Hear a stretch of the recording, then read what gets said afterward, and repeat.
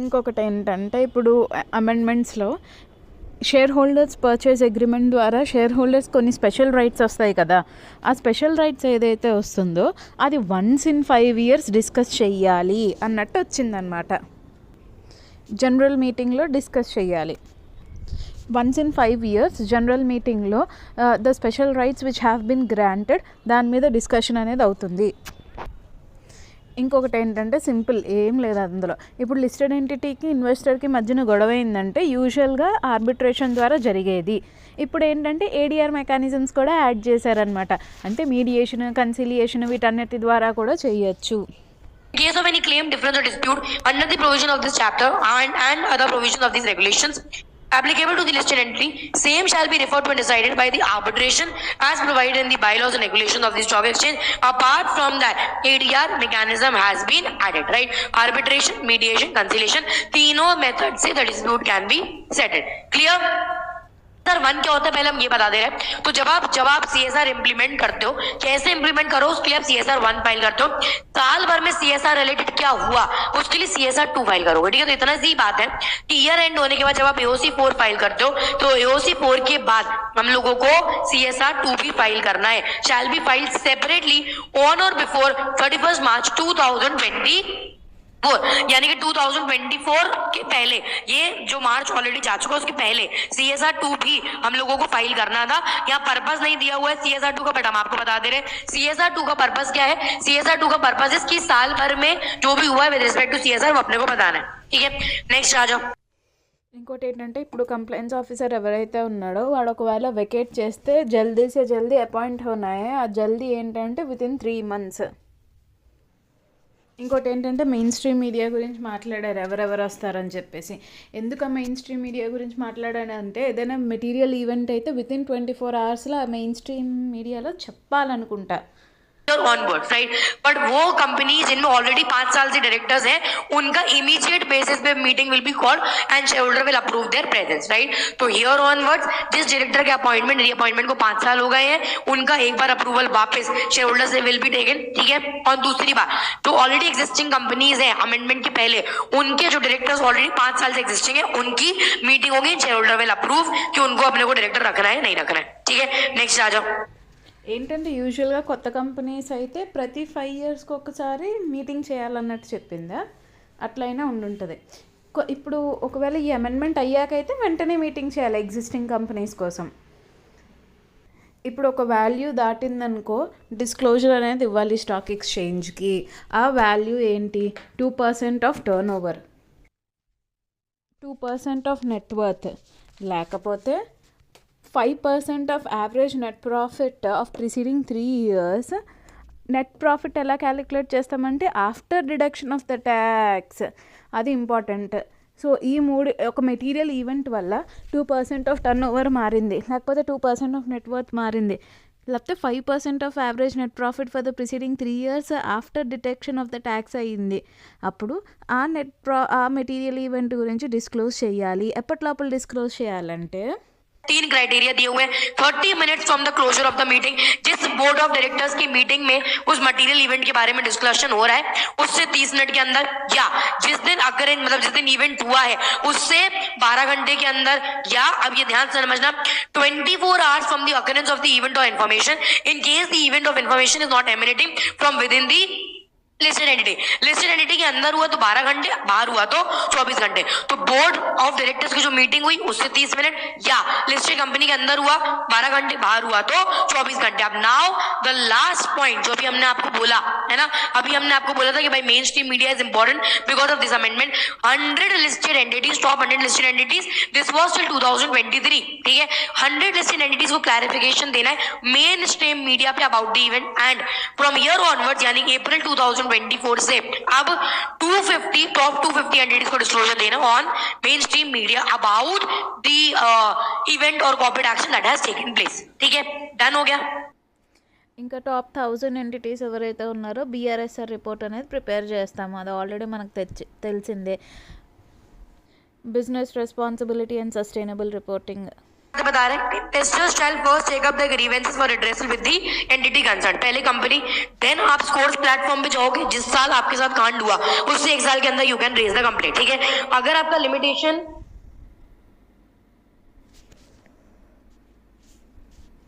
अगर आपका limitation period समाप्त हो चुका है, अगर लिमिटेशन पीरियड खत्म हो चुका है, तो इन दैट केस आपका complaint will not be accepted, ठीक है।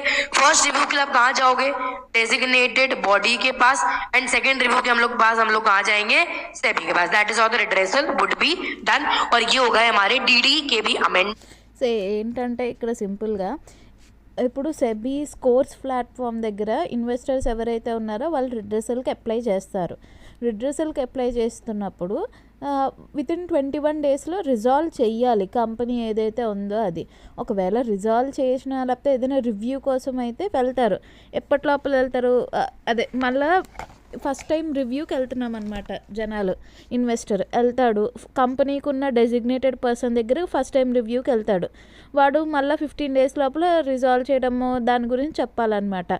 అయినా నచ్చలేదనుకో సెకండ్ టైం రివ్యూ దగ్గరికి ఎవరి దగ్గరికి వెళ్తారంటే సెబీ దగ్గరికి వస్తుంది అన్నట్టు చెప్తున్నారు అనమాట. సెబీ కూడా వితిన్ 15 డేస్ లోపల చెప్పాలి అన్నట్టు ఉన్నది ఏదో.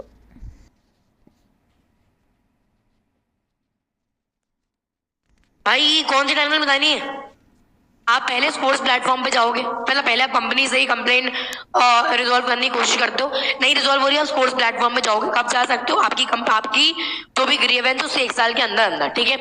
Complaint will be forwarded to listed entity. Entity will redress the complaint. If you are not satisfied, you will apply for first review. First review आपकी designated body जो है वो handle करेगी. Designated body order pass करेगी. आपके पास 15 दिन का समय है. 15 days के अंदर if you are not satisfied, you can raise a second review. Second review में matter कहाँ जाएगा, सेबी के पास. सेबी के पास जो भी order आएगा, that will be your final order. ठीक है, done. సో December 23కి ఏమేమి అమెండ్మెంట్స్ వచ్చినాయి అంటే డీడీలో ఫస్ట్ కంప్లైంట్స్ మేనేజ్మెంట్, చాప్టర్ 2లో కంప్లైంట్స్ మేనేజ్మెంట్ ఎల్ఓడిఆర్లో ఏమేమి అమెండ్మెంట్స్ చెప్పారో అవి ఉన్నాయన్నమాట. ఏమేమి అమెండ్మెంట్స్ ఉన్నాయి, ఫస్ట్ అమెండ్మెంట్ ఏంటంటే సింపుల్.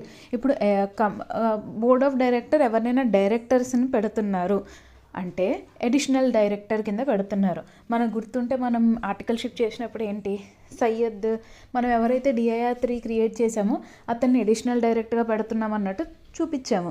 సో అలా అడిషనల్ డైరెక్టర్గా బోర్డ్ ఆఫ్ డైరెక్టర్సే పెట్టేస్తున్నప్పుడు అప్రూవల్ అనేది తీసుకోవాలి షేర్ హోల్డర్స్ దగ్గర నుంచి. లిస్టెడ్ ఎంటిటీ అయితే అప్రూవల్ ఎప్పుడు తీసుకోవాలి, ఎప్పుడు ఫాస్ట్గా మీటింగ్ అయితే ఆ మీటింగ్లో కానీ, లేకపోతే 3 monthsలో జనరల్ మీటింగ్ పెట్టాలన్నమాట వీడి కోసం, విచ్ ఎవర్ ఈజ్ ఎర్లియర్ అన్నట్టు. Listed entity shall ensure that the approval of the shareholders for the appointment of a person on board of directors is taken at next general meeting or within a time period of 3 months from the date of appointment, whichever is earlier. So, is taken within next general meeting or within 3 months from the date of his appointment, whichever is earlier. అలా తీసుకుంటాం first additional director గురించి అయితే. Next audit committee ఏదైతే ఉందో అందులో 2/3 members, minimum 3 directors ఉండాలి LODR ప్రకారం. 2/3 members వచ్చేసరికి ఇండిపెండెంట్ డైరెక్టర్ అయి ఉండాలి.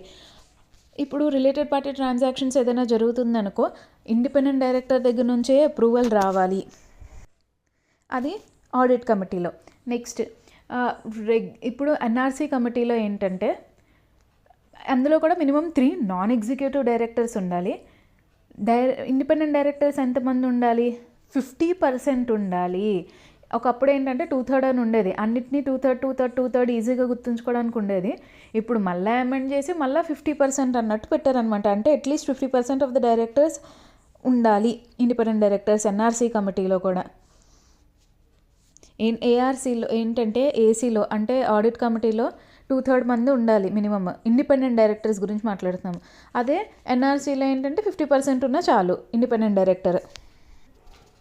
సో నెక్స్ట్ ఏంటంటే ఒక ఇండిపెండెంట్ డైరెక్టర్ నేను ఇప్పుడు కంపెనీస్ యాక్ట్ది మాట్లాడుతున్నాను, అంటే బిఫోర్ అమెండ్మెంట్.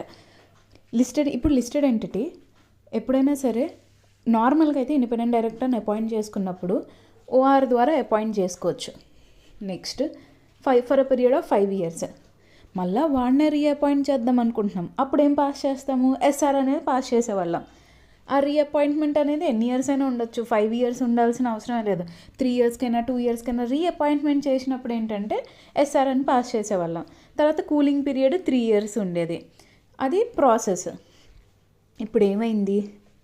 అపాయింట్మెంట్ అప్పుడు ఓఆర్, అంటే ఇందాక రీఅపాయింట్మెంట్ అప్పుడు ఎస్ఆర్, అట్లా 2 ఉండేవి. లిస్టెడ్ కంపెనీకి ఏం చేశారంటే రెగ్యులేషన్ 25 ప్రకారం అపాయింట్మెంట్ అప్పుడైనా, రీఅపాయింట్మెంట్ అప్పుడైనా, రిమూవల్ అప్పుడైనా సరే స్పెషల్ రిజల్యూషన్ అనేది పాస్ చేయాలి. అది తీసుకొచ్చారు. ఇది అమెండ్మెంట్.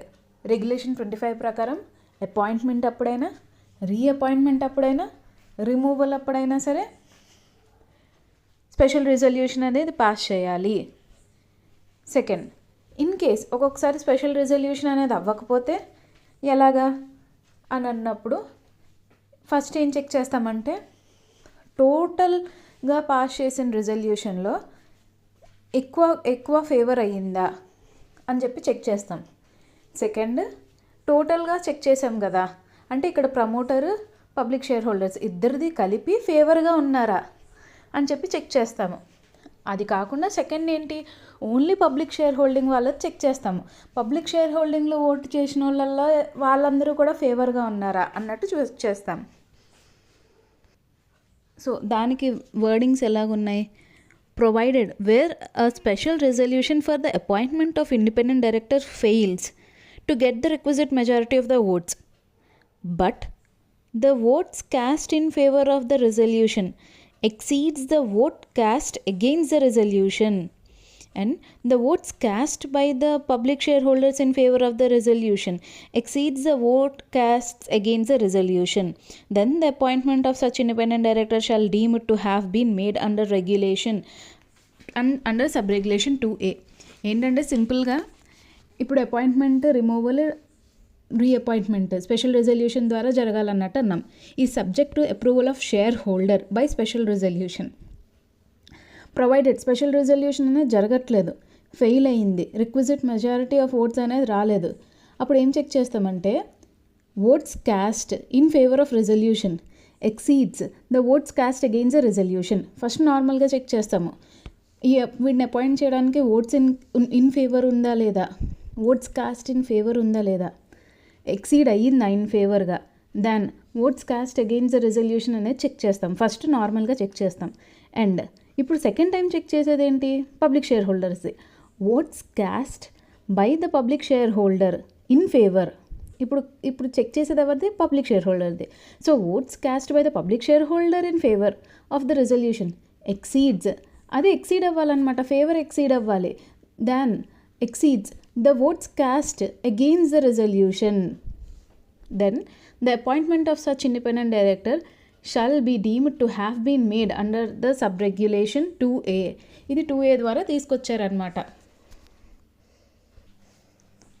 నెక్స్ట్ అమెండ్మెంట్ ఏంటంటే ఇప్పుడు నేను ఒక ఇండిపెండెంట్ డైరెక్టర్ని ఒక లిస్టెడ్ ఎంటిటీలో, నేను లిస్టెడ్ ఎంటిటీ ఏదైతే ఉందో ఆ కంపెనీ యొక్క హెచ్ఎస్ఏ, హోల్డింగ్, సబ్సిడరీ ఆర్ అసోసియేట్లో ఎందులో అయినా ఒక దాంట్లో ఎగ్జిక్యూటివ్ డైరెక్టర్గా కానీ హోల్ టైమ్ డైరెక్టర్గా కానీ అపాయింట్ అవ్వాలనుకుంటున్నాను.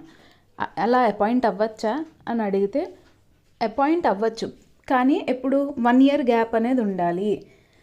ఇండిపెండెంట్ డైరెక్టర్ కింద రిజైన్ చేసి 1 year గ్యాప్ తర్వాత ఎప్పుడైనా సరే అపాయింట్మెంట్ అవ్వచ్చు. ఎగ్జిక్యూటివ్ డైరెక్టర్ కానీ హోల్ టైమ్ డైరెక్టర్గా కానీ ఆ లిస్టెడ్ ఎంటిటీ యొక్క హెచ్ఎస్ఏలో అపాయింట్ అవ్వచ్చు. హోల్డింగ్, సబ్సిడరీ, అసోసియేట్లో ఎక్కడైనా సరే, అంటే మినిమం 1 year గ్యాప్ అనేది ఉండాలి. నెక్స్ట్, ప్రిఫరెన్షియల్ ఇష్యూ ఏదైనా చేస్తుంది లిస్టెడ్ ఎంటిటీ అన్నప్పుడు ప్రాక్టీసింగ్ కంపెనీ సెక్రటరీ దగ్గరికి వెళ్ళి సర్టిఫికేట్ అనేది తీసుకోవాలి. ఆ సర్టిఫికేట్ తీసుకున్నది షేర్ హోల్డర్స్ ముందు పెడతామన్నమాట, అప్రూవ్ చేయించాలి.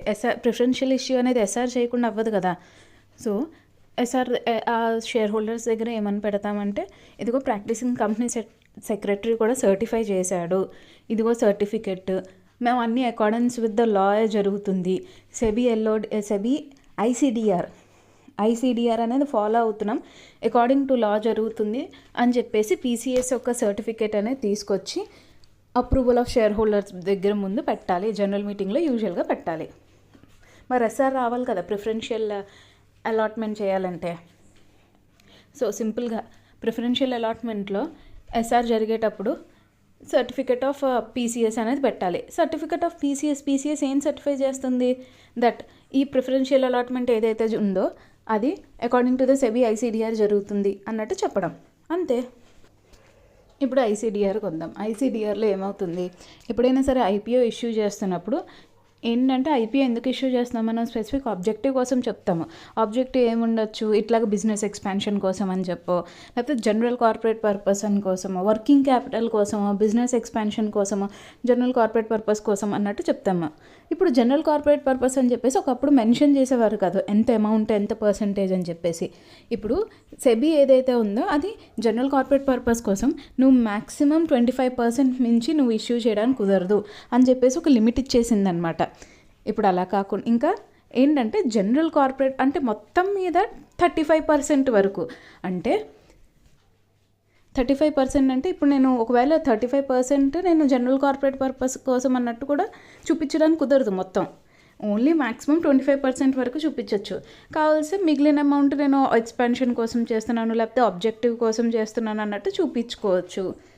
సో ఇన్ టోటల్గా 35% ఇచ్చారు. అందులో జనరల్ కార్పొరేట్ పర్పస్ లిమిట్ వచ్చేసరికి 25% దాటద్దు. ఇంకా ఐసీడీఆర్లో ఏంటి, మానిటరింగ్ ఏజెన్సీ అనే వాళ్ళని అపాయింట్ చేశారు. మానిటరింగ్ ఏజెన్సీ ఎవరు? Credit rating agency.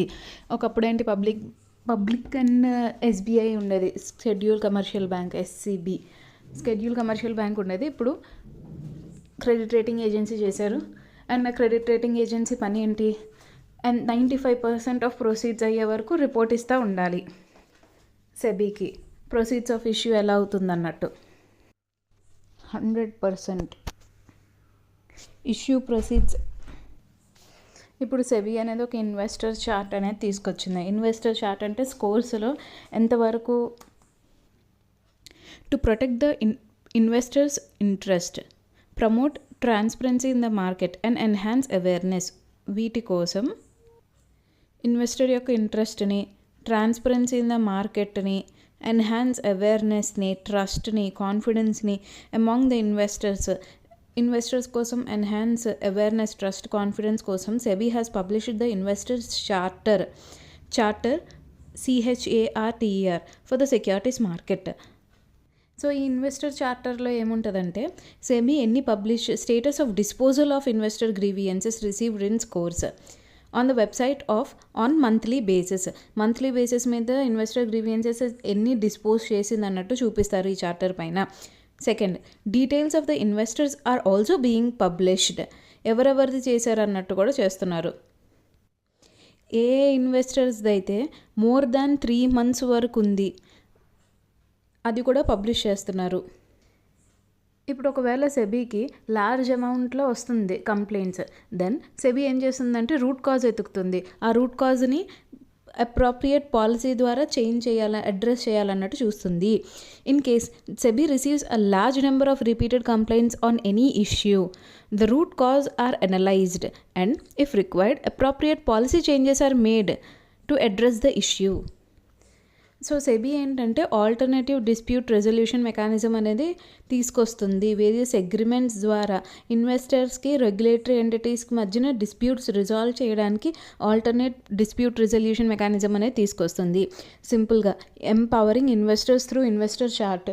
ఏమవుతుంది, ఇన్వెస్టర్ చార్ట్లో ఏమేమి ఉన్నాయి అంటే ఫస్ట్ మార్కెట్ గురించి, ఇన్వెస్టర్ గురించి ఫస్ట్ ఇన్వెస్టర్ని ప్రొటెక్ట్ చేయాలి. Transparency in the market, bring awareness, trust among the investors, అది ఫస్ట్ పాయింట్.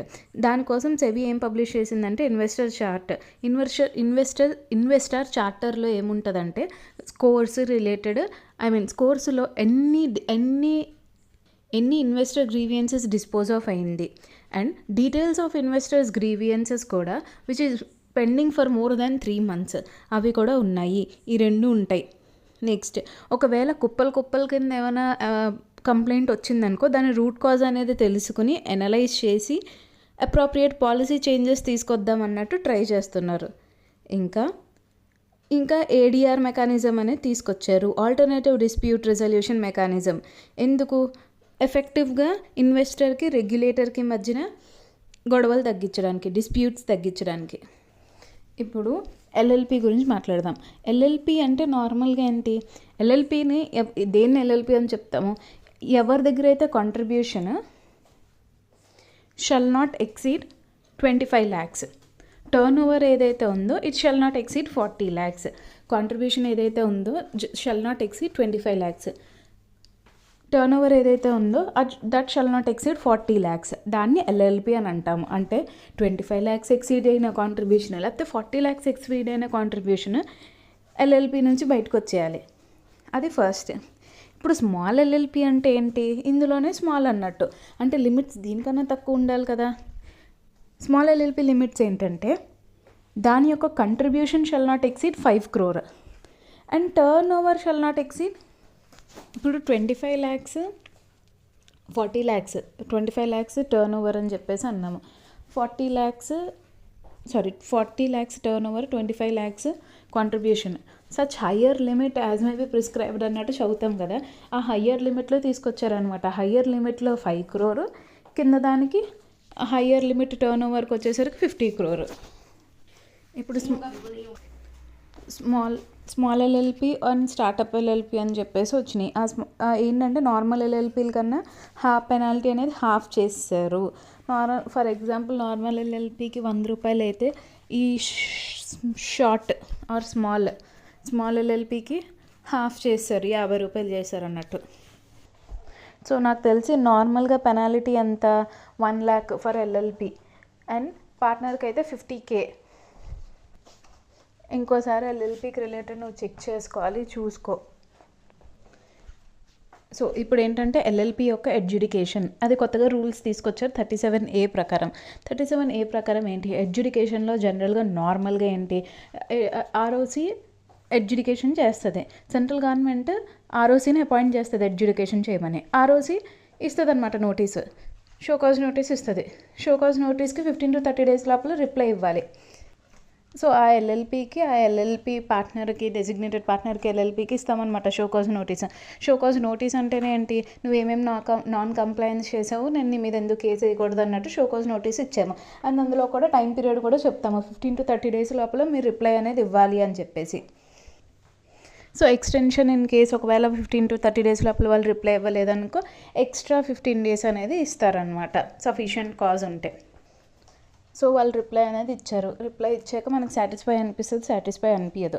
ఒకవేళ అడ్జుడికేటింగ్ ఆఫీసర్ సాటిస్ఫై కాలేదనుకో రిప్లై వచ్చిన 10 daysలో డేట్ ఆఫ్ హియరింగ్ అనేది ఇస్తారు. Date of hearing within 10 days of the reply వచ్చిన 10 daysలో డేట్ ఆఫ్ హియరింగ్ అనేది ఇస్తాడు. ఆ టైంలో వింటాడనమాట ఏం చెప్తున్నాడు అన్నట్టు. సో ఆబ్వియస్గా డేట్ ఆఫ్ హియరింగ్ అప్పుడు ఇందులో ఏంటి ఎల్ఎల్పి ఆర్ డెసిగ్నేటెడ్ పార్ట్నర్ వాడికి రిలేటెడ్గా విట్నెసెస్ తీసుకొస్తాడు. ఏమైనా సమ్మన్స్ ఇవ్వాలనుకుంటే సమ్మన్స్ యొక్క ఆర్డర్ కూడా ఇవ్వచ్చు, అవన్నీ కూడా చేయొచ్చు. బేస్డ్ ఆన్ దేర్ ఎవిడెన్సెస్ మనం అంటే ఏఓసి ఎవరైతే ఉన్నారో ఆర్ఓసి వాళ్ళు ఆర్డర్ అనేది ఇస్తారు. ఒకవేళ పెనాలిటీ పే చేయాలి అన్నట్టు వచ్చిందనుకో, ఆ పెనాలిటీ కూడా ఎక్కడి నుంచి పే చేస్తారంటే ఎంసీఏ వెబ్సైట్ నుంచి పే చేస్తారు ఎల్ఎల్పి వాళ్ళు. సో ఎడ్యుకేషన్ నచ్చకపోతే అపీల్కి వెళ్తాము, ఆర్డీ దగ్గరికి వెళ్తుంది. అది అపీల్ ఏదైతే ఉందో ఫైనల్ అండ్ బైండింగ్, ఆ అపీల్ ప్రాసెస్ అనేది ఇప్పుడు మనం చదువుతాం.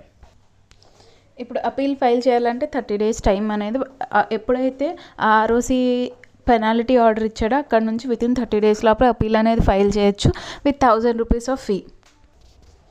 ఒకవేళ అప్లికేషన్ ఇప్పుడు అపీల్ కోసం అనేది పంపాము, అందులో ఏమైనా రెక్టిఫికేషన్ ఉందనుకో అప్పుడు ఆ ఎల్ఎల్పి వాళ్ళకి డెసిగ్నేటర్ పార్ట్నర్ వితిన్ 14 daysలో చెయ్యాలి. ఆ రెక్టిఫికేషన్ అనేది 14 days లోపల చేయకపోతే అపీల్ అనేది డిస్మిస్ చేసేస్తారు. అంటే నేను ఎందుకు అపీల్ చేయాలన్నట్టు అపీల్ చేయరు.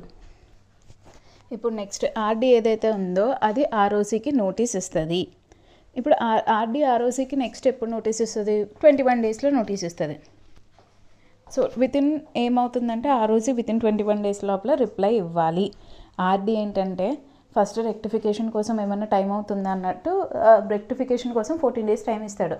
14 days తర్వాత ఎల్ఎల్పి డిజిగ్నేటెడ్ పార్ట్నర్ ఎవరైతే ఉన్నాడో వాడు రిప్లై ఇచ్చేసాడు అనుకో, దెన్ ఆర్ఓసికి పంపుతాడు అనమాట. ఇట్లాగా 21 days లోపల నువ్వు రిప్లై అనేది ఇవ్వరు అన్నట్టు పంపుతాడు నోటీసు. ఇది అయింది అని చెప్పేసి పంపుతాడు. వాడు రిప్లై వచ్చాక ఇద్దరిది వచ్చింది కదా, డేట్ ఆఫ్ హియరింగ్ అనేది ఒకటి పెడతారు. ఇద్దరిది వచ్చిందని కాదు, అది వచ్చాక డేట్ ఆఫ్ హియరింగ్ అనేది పెడతారు. అప్పుడు ఇద్దరిది వింటారనమాట. దాని బేసిస్ మీద final opportunity of being heard ఇచ్చి దాని బేసిస్ మీద ఫైనల్ ఆర్డర్ అనేది పాస్ చేస్తారు. ఇందాక అపీల్ అనేది 30 daysలో వెళ్ళాలన్నట్టు చెప్పాను, కాదు, అది 60 daysలో వెళ్ళాలి. ఆర్ఓసి నుంచి ఆర్డీకి అపీల్ 60 daysలో వెళ్ళాలి.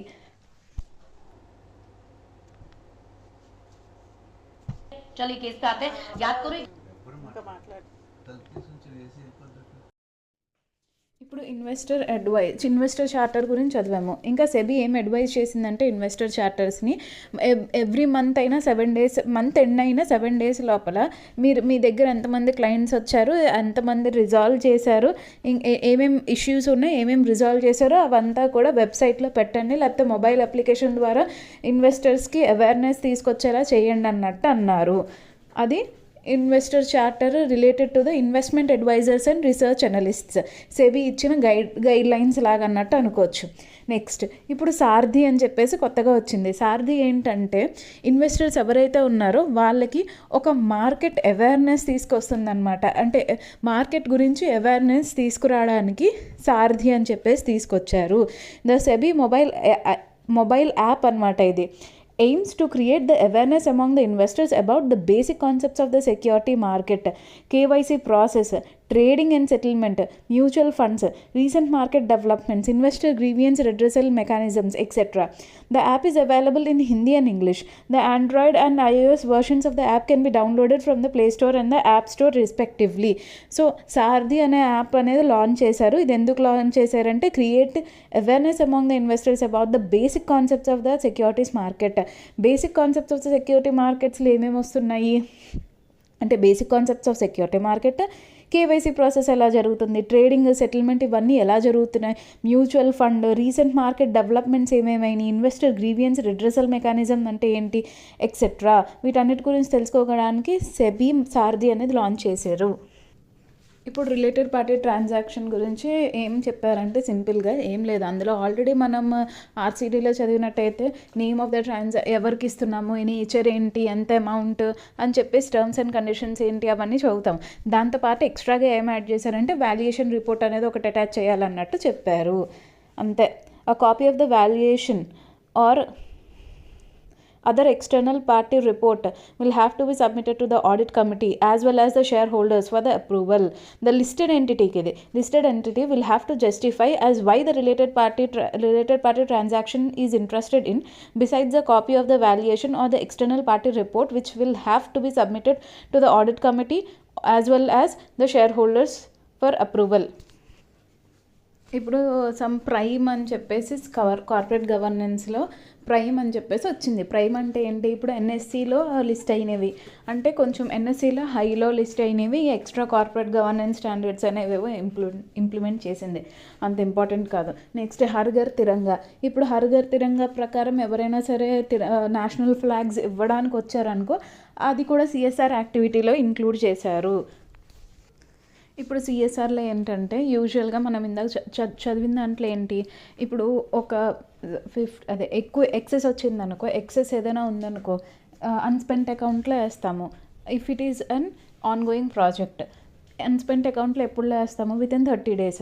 అది మనకు తెలిసిందే, ఇప్పుడు చెప్తున్నాను, వితిన్ 30 daysలో వేస్తాము. ఇన్ కేస్ అన్స్పెంట్ అకౌంట్ కాదు అంటే 6 monthsలో ట్రాన్స్ఫర్ చేయాలి Schedule 7లో అయితే, అది మనకు తెలిసిందే. అడ్మినిస్ట్రేటివ్ ఓవర్ హెడ్స్ గురించి ఏంటంటే అడ్మినిస్ట్రేటివ్ ఓవర్ హెడ్స్ ఎంత లోపల ఉంటుంది అంటే ఎంత చూపించవచ్చు అంటే 5% ఆఫ్ కాంట్రిబ్యూషన్ అంటే యావరేజ్ నెట్ ప్రాఫిట్ యొక్క 5% అన్నట్టు. 2% యావరేజ్ నెట్ ప్రాఫిట్ మనం సిఎస్ఆర్ కాంట్రిబ్యూషన్ తీసుకున్నాం కదా, దాని అడ్మినిస్ట్రేటివ్ ఓవర్ హెడ్ కింద మ్యాక్సిమం 5% తీసుకోగలవు దాంట్లోనే, అది అడ్మినిస్ట్రేటివ్ ఓవర్ హెడ్. ఇప్పుడు ఇంపాక్ట్ అసెస్మెంట్లో మారిందనమాట. 2% ఆఫ్ ఇది 2% of CSR expenditure or 50 lakhs rupees, whichever is higher. Impact assessment లో ఏమొచ్చిందంటే 2% of all CSR expenditure for the applicable financial year. ఆ ఫైనాన్షియల్ ఇయర్లో 2% of CSR expenditure or 50 lakhs, whichever is higher, అంత amount ఏంటంటే impact assessment కింద వస్తుంది. Impact assessment కూడా చేయాలంటే ఏంటి, 1 crore దాటాలి. అండ్ అంటే ప్రిసీడింగ్ 3 years మొత్తం కలిపిన 3 yearsలో 1 crore అనేది దాటాలి అండ్ 1 year కూడా దాటాలి. ఇప్పుడు టేక్ ఓవర్లో అమెండ్మెంట్ వచ్చింది. సో టేక్ ఓవర్లో అమెండ్మెంట్ అంటే టేక్ ఓవర్లో ఎక్స్ట్రాగా తీసుకొచ్చారు. టేక్ ఓవర్లో మనకు తెలిసింది ఏంటి, ఎప్పుడైనా ఏదైనా ఎన్కంబరెన్స్ జరిగిందనుకో అది డిస్పోజల్ బ్యాంకుకి ఇస్తే అది ఎక్వైర్ చేస్తున్నట్టు, ప్లెడ్జ్ కోసం ఇస్తే ఎక్వైర్ చేసినట్టు, డిస్పోజల్ చేసినట్టు అది చదివాము. సో ఏదైనా ఎన్కంబరెన్స్ క్రియేట్ అయినప్పుడు ప్రతిదీ recorded in the depository system, ప్రతిదీ డిపాజిటరీ సిస్టంలో రికార్డ్ అయ్యి ఉండాలి. అది ఫస్ట్ తీసుకొచ్చారనమాట. స్ట్రీమ్ లైన్ చేశారు. Streamlining the information related to the encumbrances. ఎలా స్ట్రీమ్ లైన్ చేస్తున్నారు, all the encumbrances shall be recorded in the depository system. First ఒక డిపాజిటరీ సిస్టంలో ప్రతి ఒక్క ఎన్కంబరెన్స్ అనేది రికార్డ్ చేయాలన్నట్టు పెట్టారు. Second, stock exchange will also make mechanism for dissemination of the disclosure. Stock exchange కూడా ఒక మెకానిజం తీసుకొస్తుంది. ఫస్ట్ డిపాజిటరీలో అన్నీ మెయింటైన్ చేయాలి. నెక్స్ట్ స్టాక్ ఎక్స్చేంజ్ కూడా మెకానిజం తీసుకొస్తుంది అనమాట. ఈ ఎన్కంబరెన్సెస్ అన్నీ ఎలా డిస్క్లోజ్ చేయాలి, ఎలా మెయింటైన్ చేయాలని చెప్పి. నెక్స్ట్ ఇప్పుడు ఇవి రికన్సిలియేషన్ చేస్తారనమాట. అంటే నేను డిపాజిటరీలో స్టోర్ చేశాను కదా, నేను డిపాజిటరీలో స్టోర్ చేసింది, స్టాక్ ఎక్స్చేంజ్ స్టోర్ చేసుకున్నది, రెండు సేమా కాదా అని చెప్పి రికన్సిలియేషన్ లాగా చూసుకుంటుంది. Reconciliation of the data shall be conducted by the listed company, stock exchange, depository. ఇప్పుడు ఫస్ట్లో ఏంటి, డిపాజిటరీ సిస్టంలో కూడా స్టోర్ చేయాలన్నట్టు చెప్పాం కదా. సో ఇక్కడ 3, first all the encumbrances shall be recorded in the depository system. Depository system అంటే డిపి, డిపాజిటరీస్ వాళ్ళు మెయింటైన్ చేయడం. నెక్స్ట్ నా కంపెనీలో ప్రకారం కూడా లిస్టెడ్ ఎంటిటీ నేను మెయింటైన్ చేస్తాను కదా, స్టాక్ ఎక్స్చేంజ్ కూడా మెయింటైన్ చేస్తుంది. ఇలా ముగ్గురు మెయింటైన్ చేస్తున్నారు. ముగ్గురిదే కరెక్ట్ ఉందా లేదా అని చెప్పేసి రికన్సిలియేషన్ చేస్తాము. Reconciliation of the data shall be conducted by the listed entity, stock exchange and the depository. ఎప్పుడు చేస్తాం రికన్సిలియేషన్, వన్స్ ఇన్ క్వార్టర్, అంటే 3 monthsలో ఒకసారి, వన్స్ ఇన్ ఎవ్రీ క్వార్టర్ చూస్తాము. ఇప్పుడు ఫారెన్ కంట్రిబ్యూషన్ మనం తీసుకోవచ్చు రిలేటివ్స్ దగ్గర నుంచి. రిలేటివ్స్ ఎవరైనా సరే 10 lakhs కన్నా ఎక్కువ ఇస్తున్నారంటే ఫారెన్ కంట్రిబ్యూషన్, అది మనం తీసుకోవచ్చు. ఘరాతే లక్ష్మిని మనం వద్దనం కదా, సో తీసుకుంటాము. కానీ తీసుకున్న వితిన్ 3 monthsలో చెప్పాలి. ఎర్లియర్ ఏంటంటే 30 days టైం ఉంది. ఇప్పుడు వితిన్ 3 monthsలో మినిస్ట్రీ ఆఫ్ హోమ్ అఫైర్స్కి చెప్పాలి. ఇప్పుడు రిలేటెడ్ పార్టీ ట్రాన్సాక్షన్లో రిలేటెడ్ పార్టీ అంటే ఎవరు, రిలేటెడ్ పార్టీ అంటే ఎవరైతే 10% of equity in listed entity hold చేస్తుంటే వాళ్ళు రిలేటెడ్ పార్టీలోనే వస్తారు. 10% ఆఫ్ ఈక్విటీ, ఒకప్పుడు ఏంటంటే 20% ఉండేది, ఇప్పుడు 10% అయింది April 23 తర్వాత దగ్గర నుంచి. So 10% of equity in listed entity hold చేస్తుంటే వాళ్ళని రిలేటెడ్ పార్టీ అంటున్నారు. ఇంకా సెటిల్మెంట్ ప్రొసీజర్లో మనం సెటిల్మెంట్కి ఇచ్చేటప్పుడు సెబీకి ఏంటి monetary terms, non monetary terms అని చెప్పేసి ఇస్తాము. సో నాన్ మానిటరీ టర్మ్స్లో ఒకటి యాడ్ చేశారనమాట. ఏం లేదు, మనకు తెలిసిందే, restraining the person from entering in to the market అన్నట్టు అది యాడ్ చేశారు. ఇప్పుడు సోషల్ స్టాక్ ఎక్స్చేంజ్ అంటే ఏంటి, సోషల్ స్టాక్ ఎక్స్చేంజర్ అంటే అది ఒక సెపరేట్ సెగ్మెంట్ అనమాట. రికగ్నైజ్డ్ స్టాక్ ఎక్స్చేంజ్లో అదొక సెపరేట్ సెగ్మెంట్. దానికి నేషనల్ వైడ్గా టర్మినల్ ఉంది. అండ్ అదే ఎవరెవరిని పర్మిట్ చేస్తుంది ఆ సెగ్మెంట్లోకి రావడానికి, ఎన్పిఓస్ని పర్మిట్ చేస్తుంది. అండ్ వాటిని రిజిస్టర్ అవ్వడానికి అలౌ చేస్తుంది. ఇంకా అలాగే వాళ్ళ సెక్యూరిటీస్ ఏదైతే ఉన్నాయో in accordance with these regulations నువ్వు నీ సెక్యూరిటీస్ ఏవైతే ఉన్నాయో అవి రిజిస్టర్ చేసుకోవచ్చు అన్నట్టు. లిస్ట్ చేసుకోవచ్చు. సింపుల్గా సోషల్ స్టాక్ ఎక్స్చేంజ్ అదొక సెపరేట్ సెగ్మెంట్ అనమాట రికగ్నైజ్డ్ స్టాక్ ఎక్స్చేంజ్లో. Having nationwide terminal permitted దేనికి, to register the NPO and are list their securities మళ్ళీ ఫాలో అవ్వాలి కదా, in accordance with the provisions of these regulations. నువ్వు లిస్ట్ చేసుకోవచ్చు, follow అవ్వాలి in accordance with the provisions of these regulations. ఇంకొకసారి, social stock exchange means a separate segment of recognised stock exchange having nationwide terminals permitted to register the NPO and list the securities issued by NPO in accordance with the provisions of these regulations. The provisions above mentioned shall apply to, ఇప్పుడు ఎవరెవరికి apply అవుతుంది అన్నట్టు. NPO ఇక్కడ ఇందాకే చదివాం కదా, NPO seeking only to get registered with the stock exchange. కొన్ని ఎన్పిఓలు ఏంటి, నాకు రిజిస్టర్ అయితే చాలని చెప్పేసి. ఇంకొన్ని ఎన్పిఓలు ఏంటి, seeking to get registered and raise funds through the stock exchange, social stock exchange. అవి రిజిస్టర్ అవుతున్నాయి, ఫండ్స్ కూడా రేజ్ అవ్వాలన్నట్టు కోరుకుంటున్నాయి అన్నమాట. And for a profit social enterprise seeking to be identified as a social enterprise under the provisions of this act. లేకపోతే ఏదైనా social enterprise seeking to be identified as a social enterprise under the provisions of this act. అది social ఎంటర్ప్రైజే, కాకపోతే ఇంకా నేను social enterprise ఈ regulation ప్రకారం social enterprise అని నన్ను ఐడెంటిఫై చేయాలి అని అనుకునే వాళ్ళు జాయిన్ అవుతారనమాట. సో ఇంకొకసారి 3 ఏంటి, నాన్ ప్రాఫిట్ ఆర్గనైజేషన్స్ ఏవైనా జస్ట్ నన్ను రిజిస్టర్ చేస్తే చాలని చెప్పేసి ఒక non profit.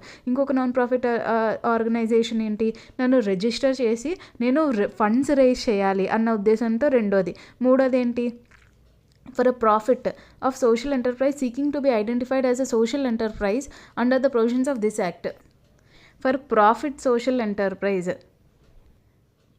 Profit social enterprise కూడా వస్తున్నారనమాట. For seeking to be identified as a social enterprise under the provisions of this chapter. ఇది 3 రకాల సోషల్ స్టాక్ ఎక్స్చేంజ్లో జనాలు ఎంటర్ అయ్యేవాళ్ళు. సో ఈ సోషల్ స్టాక్ ఎక్స్చేంజ్లో ఏంటంటే మెటీరియల్ ఈవెంట్స్ ఏమేమి అవుతున్నాయో అవి అసమాను చెప్తూ ఉండాలన్నమాట.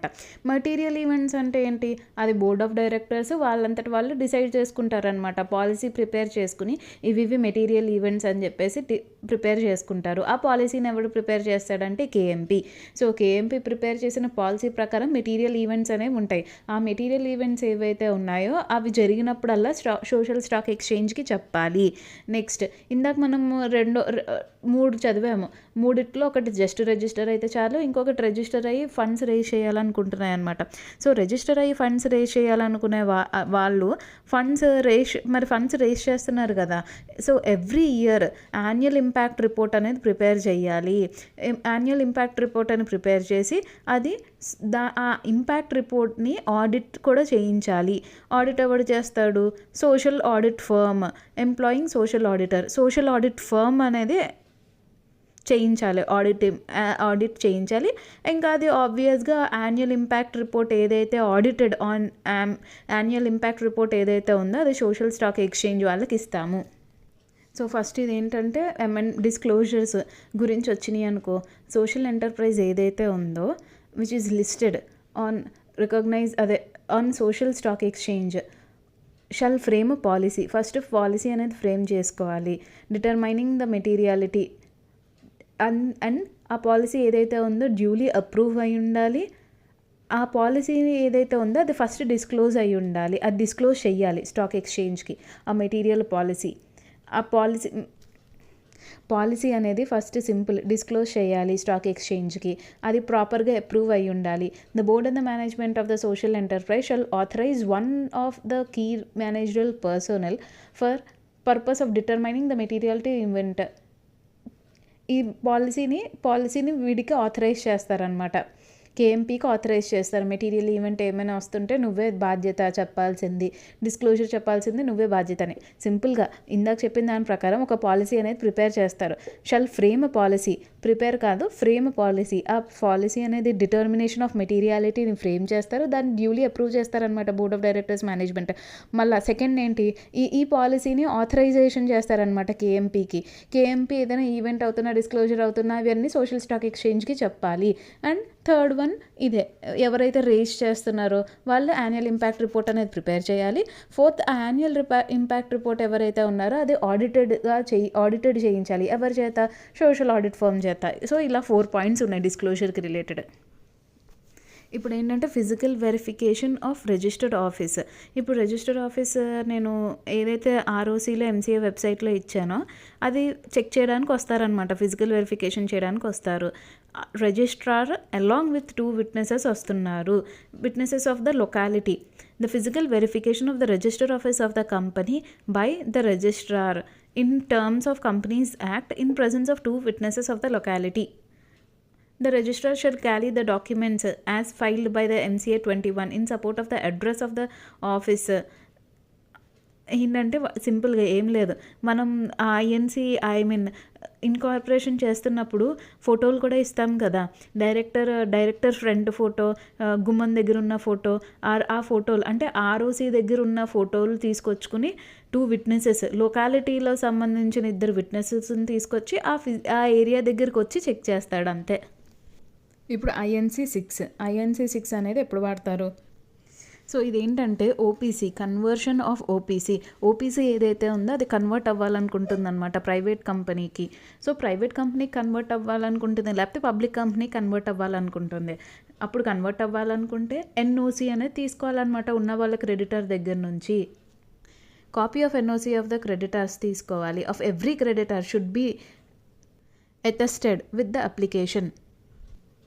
ఇంకోటి ఏంటంటే ఇప్పుడు ఐఎన్సీ 6లో నెంబర్ ఆఫ్ అటాచ్మెంట్స్ ఆఫ్ ఈ ఫామ్ ఏవైతే ఉన్నాయో అవి జస్ట్ తగ్గించారు, అటాచ్మెంట్స్ అనేవి తగ్గించారు ఈ ఫామ్లో. అది పెద్ద ఇంపార్టెంట్ కాకపోయినా ఐఎన్ 6 ఏంటి, దేనికి? Conversion of the OPC into public or private company. అది కన్వర్ట్ అవుతున్నప్పుడు ప్రతి ఒక్క క్రెడిటార్ యొక్క కన్సర్ట్ తీసుకోవాలి. ఎన్ఓసి అంటే నో అబ్జెక్షన్ సర్టిఫికేట్ అనేది తీసుకోవాలి. అండ్ ఇప్పుడు అటాచ్మెంట్లో రకరకాల ఈ ఫామ్లన్నీ తగ్గించారు, ఈజీ చేశారు అన్నట్టు. ప్లానింగ్లో ఏమవుతుందంటే క్వాలిటీ రివ్యూ బోర్డ్ ఏదైతే ఉందో ఒక ప్రాక్టీసింగ్ యూనిట్ సెలెక్ట్ చేసుకుంటుంది. ప్రాక్టీసింగ్ యూనిట్ ఏదో వాలంటరీగా వస్తుంది, లేకపోతే సెలెక్ట్ చేసుకుంటాం మనం. ప్రాక్టీసింగ్ యూనిట్ ఎవరైతే ఉన్నారో వాళ్ళకి ఒక list of questionnaire and 5 peer reviewer పేర్లు ఇస్తుంది. List of questionnaire and 5 peer reviewer పేర్లు. ఆ పియర్ రివ్యూయర్లు ఎక్కడి నుంచి వస్తారు? ప్యానల్ రివ్యూ దగ్గర నుంచి వస్తారు. ప్యానల్ ఆఫ్ బోర్డు ఉంటుంది, ఆ ప్యానల్ దగ్గర నుంచి వాళ్ళని సెలెక్ట్ చేస్తారు 5 పేర్లు. అండ్ ఇంకా లిస్ట్ ఆఫ్ క్వశ్చనరీ 2 ఎవరికి ఇస్తారు? ప్రాక్టీసింగ్ యూనిట్కి ఇస్తున్నారు ఇప్పుడు. సో ఇప్పుడు శామ్ దగ్గరికి వెళ్ళింది ప్రాక్టీసింగ్ యూనిట్. వెళ్ళిన తర్వాత ప్రాక్టీసింగ్ యూనిట్ ఏదైతే ఉందో అది ఆ లిస్ట్ ఆఫ్ క్వశ్చనర్ని ఫిల్ చేయాలి. నెక్స్ట్ ఆ 5 ఒకళ్ళ పేర్లు సెలెక్ట్ చేసి తిరిగి బోర్డుకి ఇస్తుంది అనమాట, క్వాలిటీ రివ్యూ బోర్డు క్యూఆర్బీకి ఇస్తుంది. ఓకే, ఇప్పుడు క్యూఆర్బీ ఏమిచ్చింది? శామ్కి సెలెక్ట్ చేసుకుని క్వాలిటీ రివ్యూ బోర్డుకి ఇచ్చారు. క్వాలిటీ రివ్యూ బోర్డు ఏదైతే ఉందో మరి ఆ పియర్ రివ్యూయర్ని ఒకసారి అడుగుతుంది అనమాట, నీకు ఓకేనా అన్నట్టు. ఆ పియర్ రివ్యూ కూడా ఓకే అంటే ఆ notification okay peer reviewer okay అన్నాడని చెప్పేసి క్యూఆర్బీ చెప్తుంది అనమాట ప్రాక్టీసింగ్ యూనిట్కి. ఇప్పుడు నా పని, నేను పియర్ రివ్యూయర్ని కదా, నేను యాక్సెప్ట్ చేసిన వెంటనే నేను ఏం చేస్తానంటే ఆ ప్రాక్టీసింగ్ యూనిట్ని ఫస్ట్ శాంపుల్ డాక్యుమెంట్స్ అడుగుతాను అనమాట. ఇట్లాగా కొన్ని కావాలన్నట్టు అడుగుతాము, వాళ్ళు ఇస్తారు. దాని ప్రకారం నేను నా శాంపుల్ని ప్రిపేర్ చేసుకుంటాను. ఇనీషియల్ శాంపుల్ ప్రిపేర్ చేసుకున్నాక నేను అడుగుతానమాట, నేను ఎప్పుడు ఫిజికల్గా విజిట్ చేయొచ్చు అన్నట్టు అడుగుతాను. సో ఇప్పుడు పియర్ రివ్యూయర్ పని ఏంటి? ఇక్కడ పియర్ రివ్యూయర్ ఎవరైతే ఉన్నాడో వాడు ఫస్ట్ ప్రాక్టీసింగ్ యూనిట్ని ఒక లిస్ట్ ఆఫ్ డాక్యుమెంట్స్ ఇవి కావాలన్నట్టు నేను అడుగుతాను. నేను అడిగాక ప్రాక్టీసింగ్ యూనిట్ అనేది ఇస్తుంది. దాని ప్రకారం నేను ఇనీషియల్ శాంపుల్ అనేది సెలెక్ట్ చేసుకుంటాను. మరి శాంపుల్ రెడీ అయింది కదా, ఫైనల్ మళ్ళీ కన్ఫర్మేషన్ అడుగుతాను అనమాట, నేను ఎప్పుడు ఫిజికల్గా విజిట్ చేయాలన్నట్టు అడుగుతాను.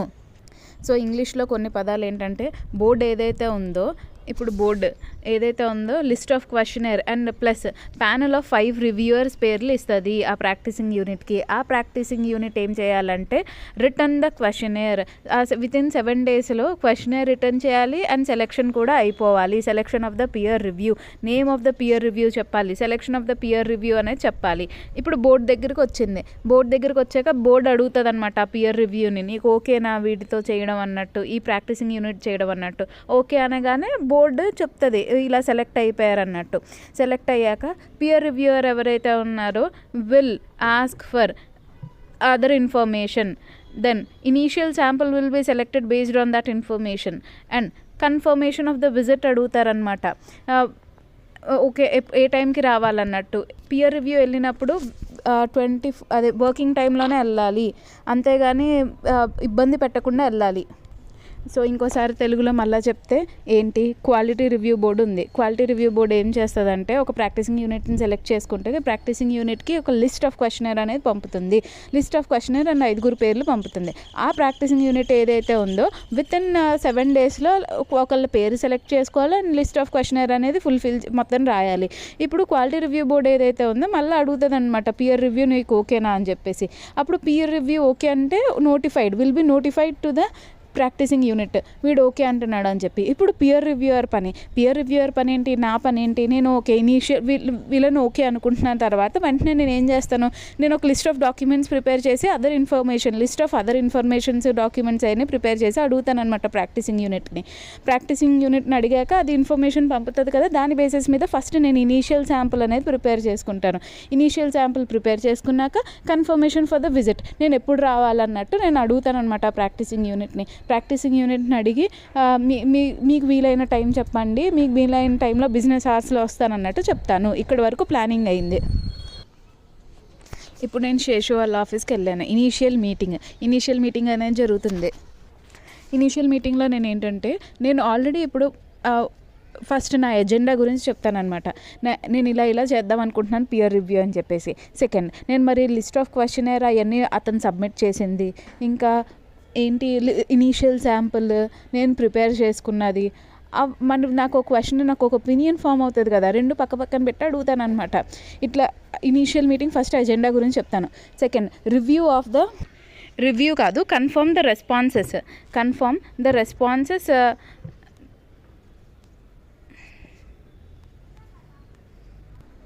In the questionnaire, confirm the response in the questionnaire. Initial మీటింగ్లో రెండు జరుగుతుంది అనమాట. ఇనీషియల్ మీటింగ్లో ఫస్ట్ నేను నా ఎజెండా అనేది డిస్కస్ చేస్తాను and confirm the responses in the questionnaire, ఇవి చేస్తాను. నెక్స్ట్ ఇప్పుడు నేను 2 రివ్యూలు చేస్తాను అనమాట. ఇప్పుడు రిపోర్ట్ అనేది నేను ఎలా ప్రిపేర్ చేస్తానంటే 2 రివ్యూలని, ఒకవేళ కంప్లైన్సెస్ అన్ని నీట్గా ఉన్నాయంటే ఓకే బాగానే ఉందన్నట్టు వెంటనే ఇచ్చేస్తాను. లేదు నాకు డౌట్గా ఉన్నాయి, కొన్ని సరిగ్గా నడవట్లేదు అని అన్నప్పుడు సబ్స్టాంటివ్ ఇంకా డీప్గా వెళ్తాను. సో ఫస్ట్ నేను ఏం చెక్ చేస్తాను, ఆఫీస్ అంతా తిరుగుతూ ఉంటాను. తిరుగుతున్నప్పుడు కంప్లైన్స్ ఫస్ట్ ఏమేమి చెక్ చేస్తానంటే జనరల్ కంట్రోల్స్ ఎలాగ ఉన్నాయి అనేది చెక్ చేస్తాను. సో ఆ జనరల్ కంట్రోల్స్లో ఎలా ఉంటుంది, ఫస్ట్ శేషు ఇండిపెండెంటా కాదా, ప్రొఫెషనల్ స్కిల్ ఉందా లేదా, బయట పార్టీలను ఎలా తీసుకొస్తున్నాడు, అవుట్ సైడ్ కన్సల్టేషన్ ఎలా తీసుకుంటున్నాడు, ఈ 3 చెక్ చేస్తాను. దాంతోపాటు ఇంకా తిరుగుతున్నప్పుడు స్టాఫ్ ఏదైతే ఉందో సూపర్విజన్ ఎలా చేస్తున్నాడు, స్టాఫ్ని ఎట్లా సూపర్వైజ్ చేస్తున్నాడు, ఇంకా ఆఫీస్ అనేది ఎలాగుంది, అడ్మినిస్ట్రేషన్, అవన్నీ చెక్ చేస్తానమాట. సో ఈ 5 పనులు చెక్ చేస్తాను జనరల్ కంట్రోల్స్లో. జనరల్ కంట్రోల్స్ అంటే జనరల్గా నాకు కనిపించే దాని మీద నేను చూస్తానమాట. ఫస్ట్ ఇండిపెండెంట్గా ఉన్నాడా లేదా, ప్రొఫెషనల్ స్కిల్ ఉందా లేదా, ఇతను అవుట్ సైడ్ కన్సల్టేషన్స్ అనేది ఎలా డీల్ చేస్తున్నాడు, ఎలా తీసుకొస్తున్నాడు. నెక్స్ట్ సరే ఇంకా అలా తిరుగుతున్నప్పుడు స్టాఫ్ని ఎలా చూసుకుంటున్నాడు, స్టాఫ్ని సూపర్విజన్ ఎలా చేస్తున్నాడు, ఇంకా ఆఫీస్ అడ్మినిస్ట్రేషన్ బల్లలు అవన్నీ నీట్గా ఉన్నాయా, అడ్మినిస్ట్రేషన్ నీట్గా ఉందా అనేది చూస్తాము. సో అలాగే జనరల్ కంట్రోల్స్ ఫస్ట్ చెక్ చేస్తాం.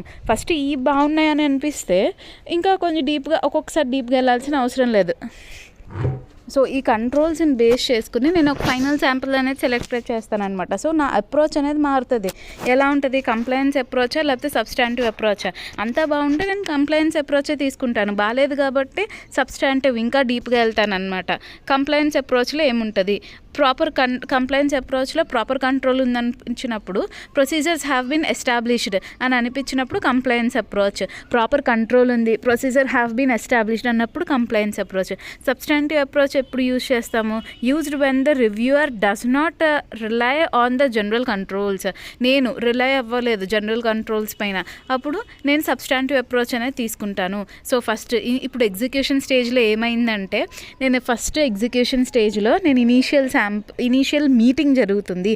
ఇనీషియల్ మీటింగ్ సెషన్ కలిసినప్పుడు ఏమైంది, నేనేం చెప్తానంటే నా ఎజెండా ఇలా చేద్దాం అనుకుంటున్నాను అండ్ ఆల్సో నేను ఒక ఒపీనియన్ ప్రిపేర్ చేసుకున్నాను కదా, ఆ ఒపీనియన్ బేస్ మీద క్వశ్చన్స్ అడుగుతాను అనమాట. ఆ క్వశ్చనర్ బేస్ మీద రివ్యూ చేసుకుంటాను, నేను కొంచెం ఒక ఒపీనియన్ ఫామ్ చేసుకున్న దాన్ని క్లారిఫై చేసుకుంటాను. ఫస్ట్ ఆ 2 పనులు చేసుకుంటాను. దాని తర్వాత ఏంటి, నేను అట్లాగా తర్వాత ఆఫీస్ తిరగడం, ఇనీషియల్ మీటింగ్ అక్కడ డెస్క్ దగ్గర మాట్లాడడం, తర్వాత ఆఫీస్ చుట్టూరా తిరుగుతా చూస్తాను. సో జనరల్ కంట్రోల్స్ ఎలాగున్నాయి, జనరల్ కంట్రోల్స్లో నేను 5 చెక్ చేస్తాను. ఆ 5 ఏంటి, అతనికి ఇండిపెండెన్స్ ఉందా లేదా, ప్రొఫెషనల్ స్కిల్ ఉందా లేదా, బయట వాళ్ళని ఎలాగ అట్రాక్ట్ చేస్తున్నాడు, అవుట్ సైడ్ కన్సల్టెన్సీని ఎలా తీసుకుంటున్నాడు, వాడు స్టాఫ్తో ఎట్లా బిహేవ్ చేస్తున్నాడు, సూపర్విజన్. అండ్ ఆల్సో ఆఫీస్ అడ్మినిస్ట్రేషన్లో ప్రింటర్లు సరిగ్గా ఉన్నాయా, టేబుల్ మంచిగా ఉన్నాయా లేదా, ఇవన్నీ చూస్తాను అనమాట. సో ఫస్ట్ ఈ 5 జనరల్ కంట్రోల్స్ని బేస్ చేసుకుని నేను నెక్స్ట్ నా ఫైనల్ శాంపుల్ ఇప్పుడు సెలెక్ట్ చేసుకుంటా అన్నట్టు. ఫైనల్ శాంపుల్ అంటే selection of attestation services to be reviewed. ఇప్పుడు నా ఫైనల్ శాంపుల్స్ అనేవి సెలెక్ట్ చేసుకుంటాను. ఇప్పుడు ఫైనల్ శాంపుల్స్ అనేది సెలెక్ట్ చేసుకునేటప్పుడు నేను ఎలాంటి అప్రోచ్ దగ్గరికి వెళ్తాను, compliance approach, substantive approach. Compliance approach అంటే ఇప్పుడు ఇవన్నీ నాకు మంచిగా అనిపించినాయి అనుకో, జనరల్ కంట్రోల్స్ ఏవైతే ఉన్నాయో అవన్నీ కరెక్ట్గానే ఉన్నాయని అనిపిస్తే నేను కంప్లైంట్స్ అప్రోచ్ తీసుకుంటా.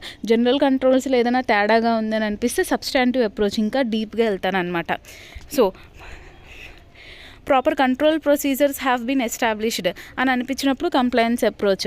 Wear proper controls has reviewer does not rely on the general controls, I don't rely on the general controls, then I go to the substantive approach. So నేను ఒక ప్రిలిమినరీ రిపోర్ట్ అనేది prepare చేసుకుంటాను అనమాట. Preliminary reports prepare చేసుకుని నేను అడుగుతాను, పంపుతాను అనమాట ప్రాక్టీసింగ్ యూనిట్కి. పంపాక వాళ్ళు వితిన్ 7 డేస్లో నాకు రిప్లై అనేది ఇస్తారు. సో ఆ రిప్లైని బేస్ చేసుకుని నేను ఫైనల్ రిపోర్ట్ ప్రిపేర్ చేసి క్వాలిటీ రివ్యూ బోర్డుకి ఇస్తానమాట. క్వాలిటీ రివ్యూ బోర్డు ఓకే అంత బాగుంది అని అనిపిస్తే వెంటనే పియర్ రివ్యూ సర్టిఫికేట్ ఇచ్చేస్తారు. ఆ పియర్ రివ్యూ సర్టిఫికేట్ అనేది 5 years వరకు వ్యాలిడ్. ఇన్ కేసు లేదు కొన్ని రికమెండేషన్స్ ఉన్నాయి మార్చాలి అని అన్నప్పుడు మార్చమని చెప్తారనమాట.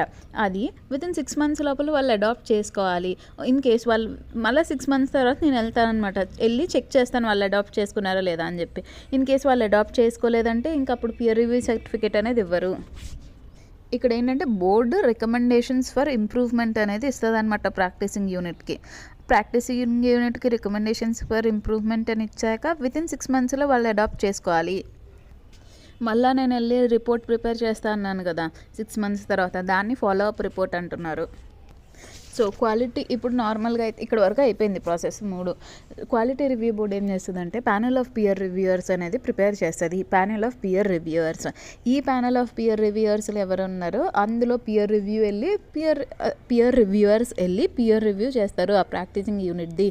ఎందుకు ఈ పనులన్నీ చేస్తున్నారు? To improve the quality of service. So ఎవరు పియర్ రివ్యూవర్ అవ్వగలరు? పియర్ రివ్యూవర్ అవ్వాలంటే అట్లీస్ట్ ఫస్ట్ మెంబర్షిప్ నెంబర్ ఉండాలి. దాంతోపాటు అట్లీస్ట్ 10 years ఎక్స్పీరియన్స్ కంటిన్యూస్గా ఉండాలి, తోడుకే కాదు. ఆ 10 years ఎక్స్పీరియన్స్లో 5 years continuous experience as certificate of practice. అంటే 10 years టోటల్ ఎక్స్పీరియన్స్ ఉండాలి, అందులో 5 years ఏంటంటే కంటిన్యూస్గా సర్టిఫికెట్ ఆఫ్ ప్రాక్టీసింగ్లో ఉండాలి. ఇంకా దీంతో పాటు ఏంటంటే ట్రైనింగ్ ప్రోగ్రామ్ అనేది ఉంటుంది. So training programme for peer review అనే దాంతోపాటు క్వాలిఫైడ్ సర్టిఫికేషన్ ప్రోగ్రామ్, ఈ 2 training programme for peer review plus qualified certification programme, ఈ 2 ఉండాలి. ఏంటంటే ఇంకొకసారి పియర్ రివ్యూ అవ్వాలంటే 10 years ఎక్స్పీరియన్స్ ఉండాలి, continuous period of 5 years certificate of practice అయి ఉండాలి, ఫస్ట్ మెంబర్షిప్ ఉండాలి. దీంతోపాటు training programme for peer review కోసం ట్రైనింగ్ ప్రోగ్రామ్ తీసుకుని ఉండాలి.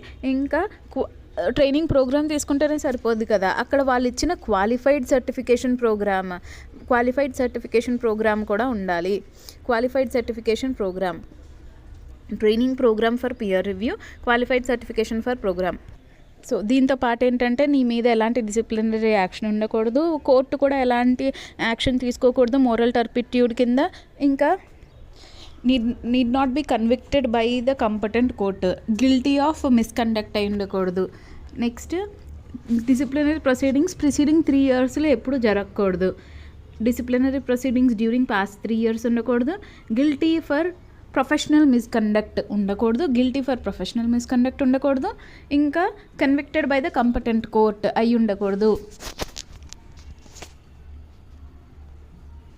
నెక్స్ట్ నేను పియర్ రివ్యూ చేస్తున్నప్పుడు స్టేట్మెంట్ ఆఫ్ కాన్ఫిడెన్షియాలిటీ అనేది మెయింటైన్ చేయాలి. ఇది ఇంపార్టెంట్. స్టేట్మెంట్ ఆఫ్ కాన్ఫిడెన్షియాలిటీలో ఏమొస్తుంది యూజువల్గా? హై ఇంటిగ్రిటీ, మెయింటైన్ చేయాలి. నేనే కాదు, నా అసిస్టెంట్స్ కూడా మెయింటైన్ చేయాలి.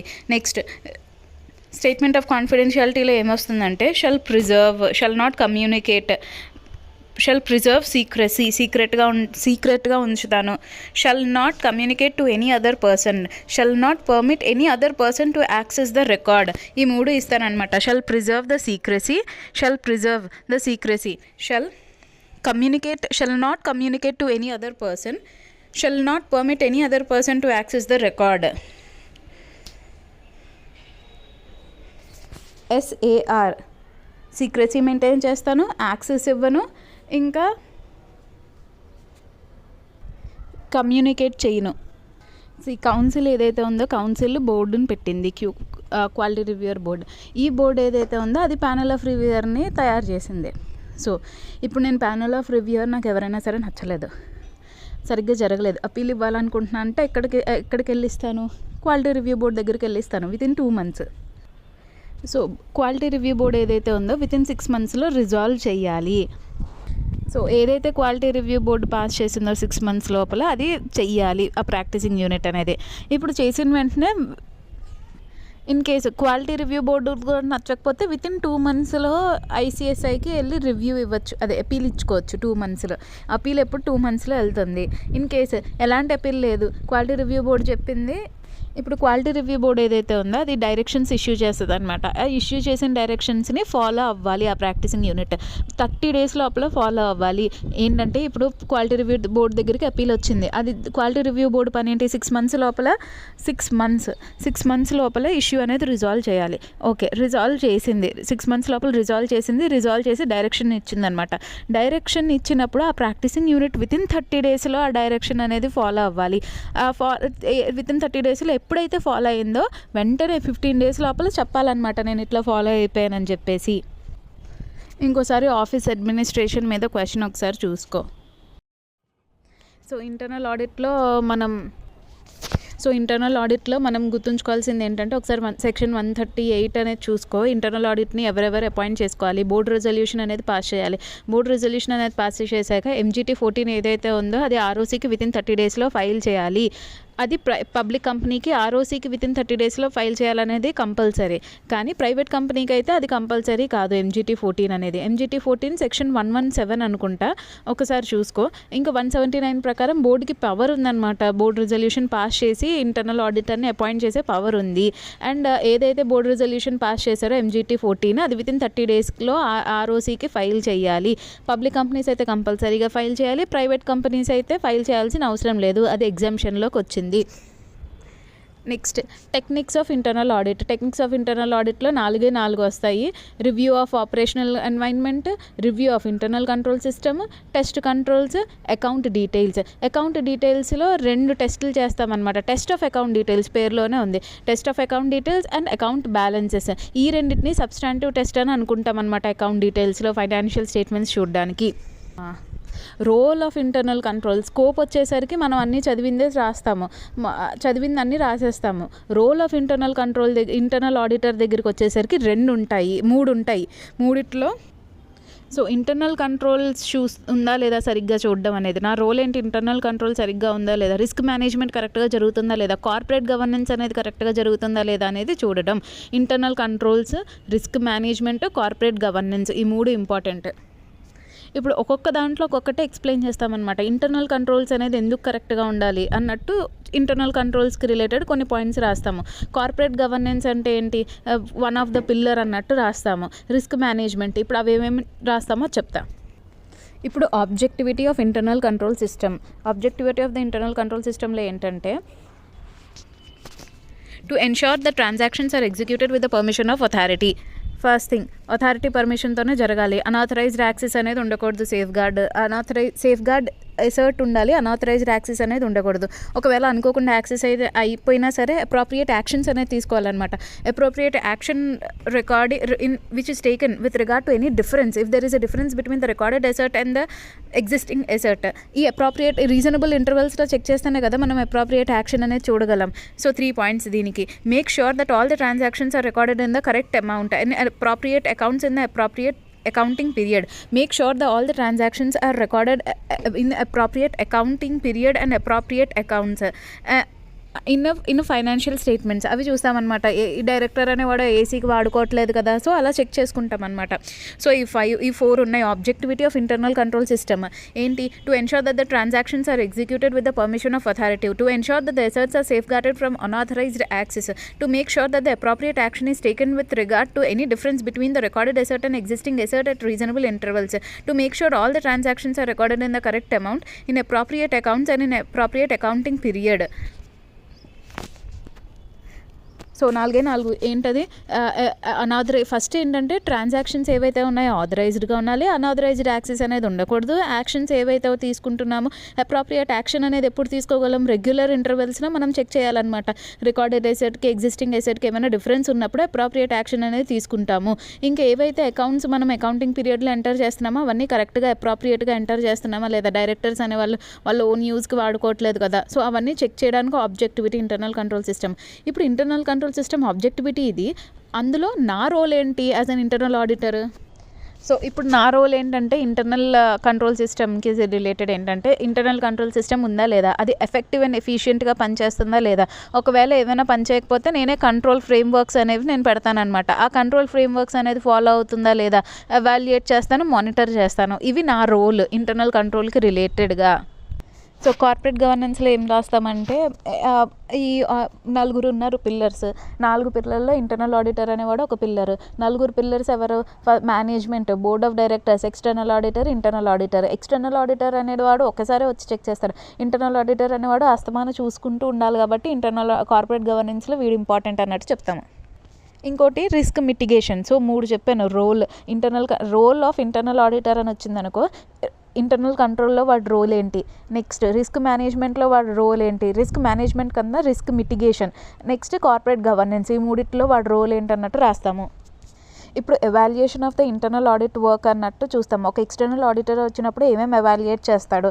ఫస్ట్ స్కాట్లో ఏంటి? స్కోప్ ఆఫ్ ఆడిట్, ఎంతవరకు స్కోప్ చేశారు. సి ఏంటంటే డ్యూ కేర్ తీసుకున్నాడా లేదా, అంటే కేర్లో ప్లానింగ్ సూపర్విజన్ అవన్నీ కరెక్ట్గా చేశాడా లేదా, ప్రొఫెషనల్ కంపటెన్సీ ఉందా లేదా అన్నట్టు డ్యూ కేర్. నెక్స్ట్ ఓలో ఏంటి? ఆర్గనైజేషనల్ స్టేటస్ అంటే అసలు ఎలాంటి వాడు కండక్ట్ చేశాడు, ఒక ఫర్మ్ కండక్ట్ చేసిందా, ఇండిపెండెంట్ ఏజెన్సీ కండక్ట్ చేసిందా, వాళ్ళే కండక్ట్ చేశారా అన్నట్టు టెక్నికల్ కంపటెన్స్, వీళ్ళకి టెక్నికల్ కంపటెన్స్ ఉందా, స్కిల్ ఉందా లేదా. ఫస్ట్ స్కాట్ వచ్చేస్తుంది 4. దాంతోపాటు ఏమేమి రివ్యూ చేస్తాడంటే రివ్యూ ఆఫ్ కంప్లైంట్స్ ఆబ్లిగేషన్స్, అదే మనకు తెలిసిందే. Review of financial statements, operational environment అవి కరెక్ట్గా అయిందా, దాని యొక్క సోర్స్ ఎక్కడి నుంచి వచ్చింది, ఇంకా రెగ్యులేటరీ ఫ్రేమ్వర్క్ ఫాలో అవుతుందా లేదా, legal framework, regulatory framework, risk management, corporate governance, ఈ 4 కూడా వచ్చేస్తాయి.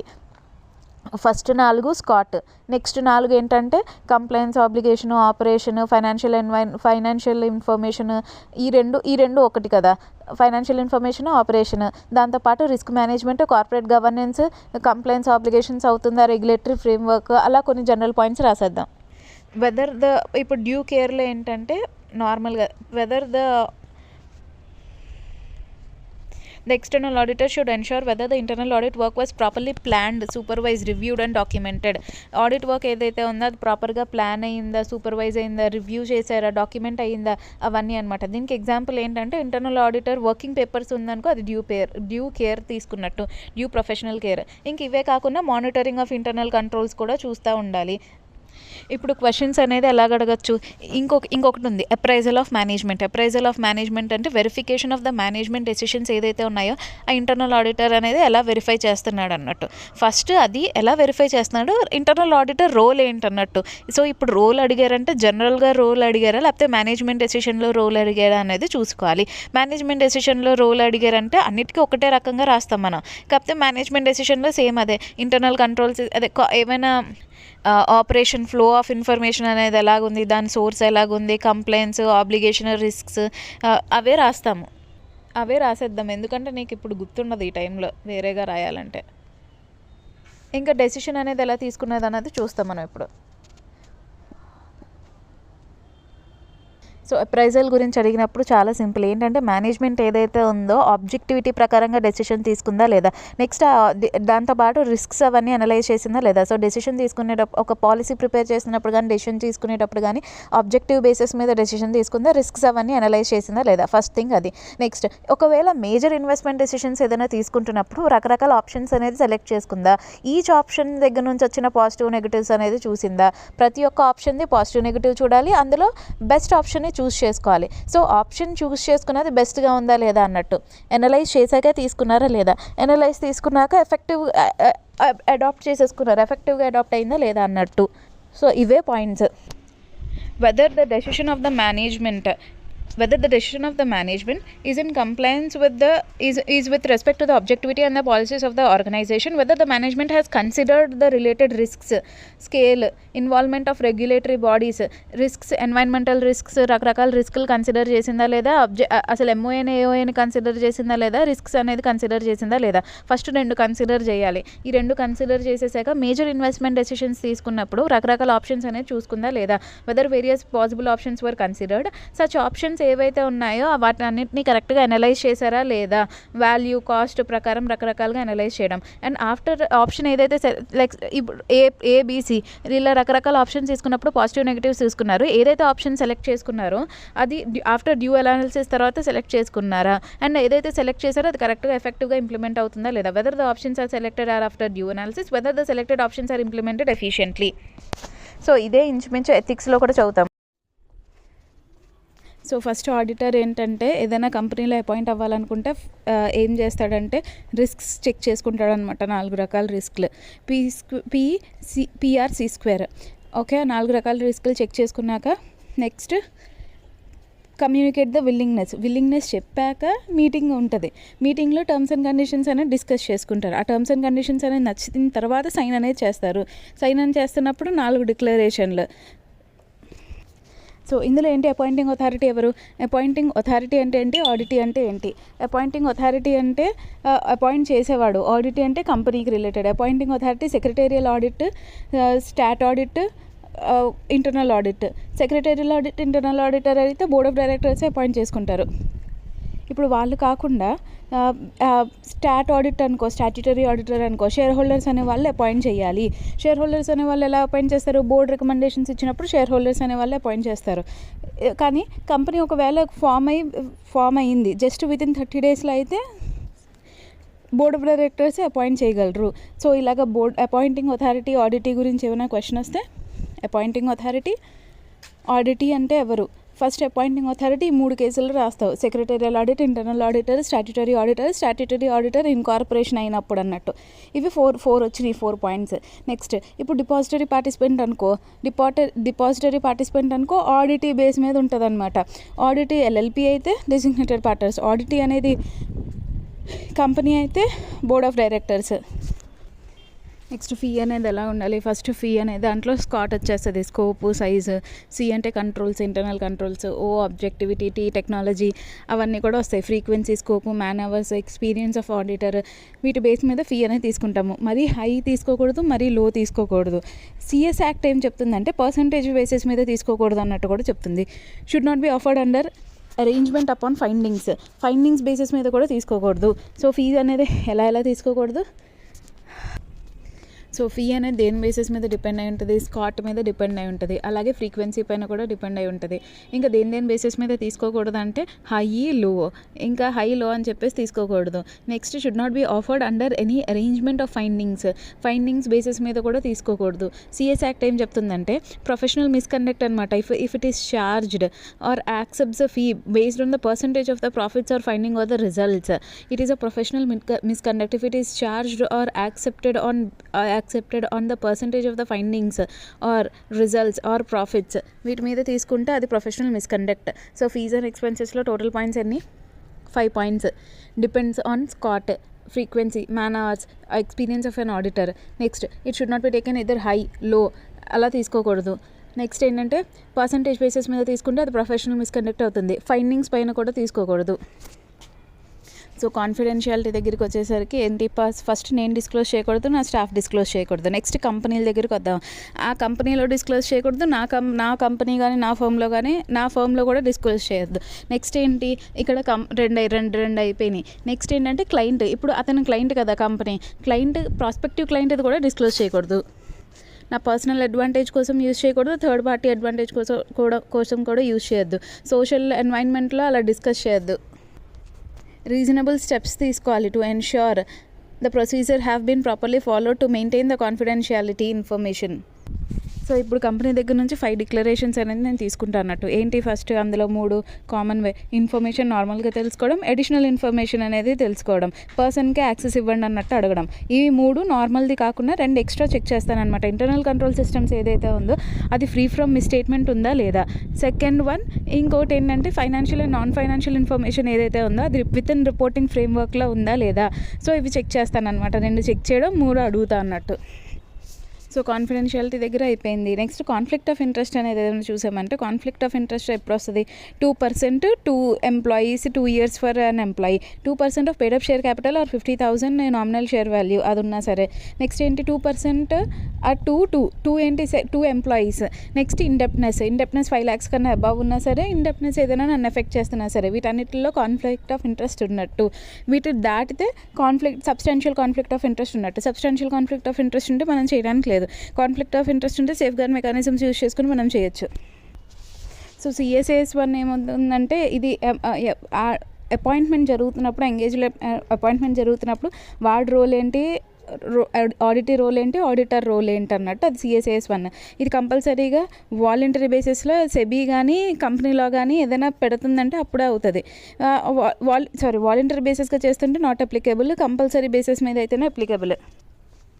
సో ఇప్పుడు ఆడిటింగ్ ఎప్పుడు విత్డ్రా చేసుకోవచ్చు, విత్డ్రాలోనే ఉంది. ఎప్పుడు కట్ చేసుకోవచ్చు, CUT ఎందుకు అంటున్నానంటే, మధ్యలో ఏంటంటే అన్యూజువల్ రిస్క్స్ ఏదైనా నాకు ఫర్మ్కి వస్తుందని అనిపించినప్పుడు, లేకపోతే ఏదైనా కాన్ఫ్లిక్ట్ ఆఫ్ ఇంట్రెస్ట్ వచ్చినప్పుడు. ఏంటంటే టెక్నాలజీ నా నాలెడ్జ్కి అవతల వెళ్ళినప్పుడు. So CUT withdraw cut. Conflict of interest, unusual risks ఏమైనా వస్తుంది ఫర్మ్కి అని అనిపించినప్పుడు. ఏంటంటే technology, competence, skills out of the scope అయిపోయింది అన్నట్టు. సో ఆడిట్ ప్లాన్ అనేది ఎలాగ ఉండాలో మనకు తెలుసు.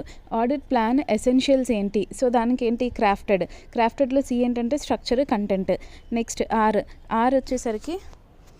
వచ్చేసరికి రివ్యూ చేయించాలి. ఏముండదు. F వచ్చేసరికి ఫ్లెక్సిబుల్గా ఉంటుంది. T అంటే మనం అస్తమానం తప్పలే గుర్తుంచుకుంటున్నాం. ఇక్కడ T అంటే ట్రైనింగ్ ఇవ్వాలి. ఆడిట్ ప్లాన్ అంటే కరెక్ట్గా ట్రైనింగ్ ఇవ్వాలి కదా. ఆడిట్ ప్లాన్ ఉంటేనే సరిపోదు, ట్రైనింగ్ ఇవ్వాలి, ప్రొసీజర్, రెస్పాన్సిబిలిటీస్ అవన్నీ ఇవ్వాలి. ఈ వచ్చేసరికి efficient users of optimum utilisation, efficient and effective రిసోర్సెస్ని, ఆప్టిమమ్ యూటిలైజేషన్ ఆఫ్ రిసోర్సెస్ అనేది జరుగుతుందా లేదా.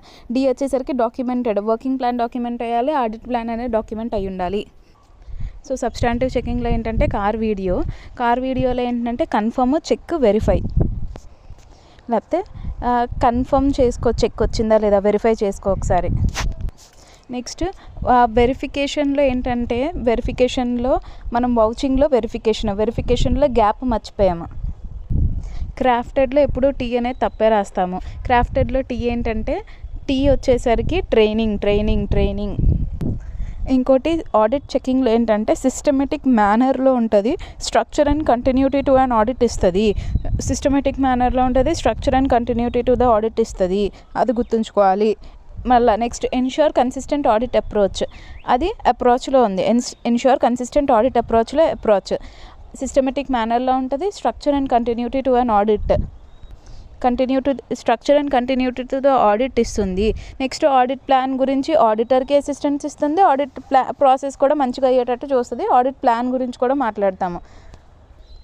ఇన్హెరెంట్ రిస్క్ అంటే the possibility of misstatements that occur in case of absence of internal control.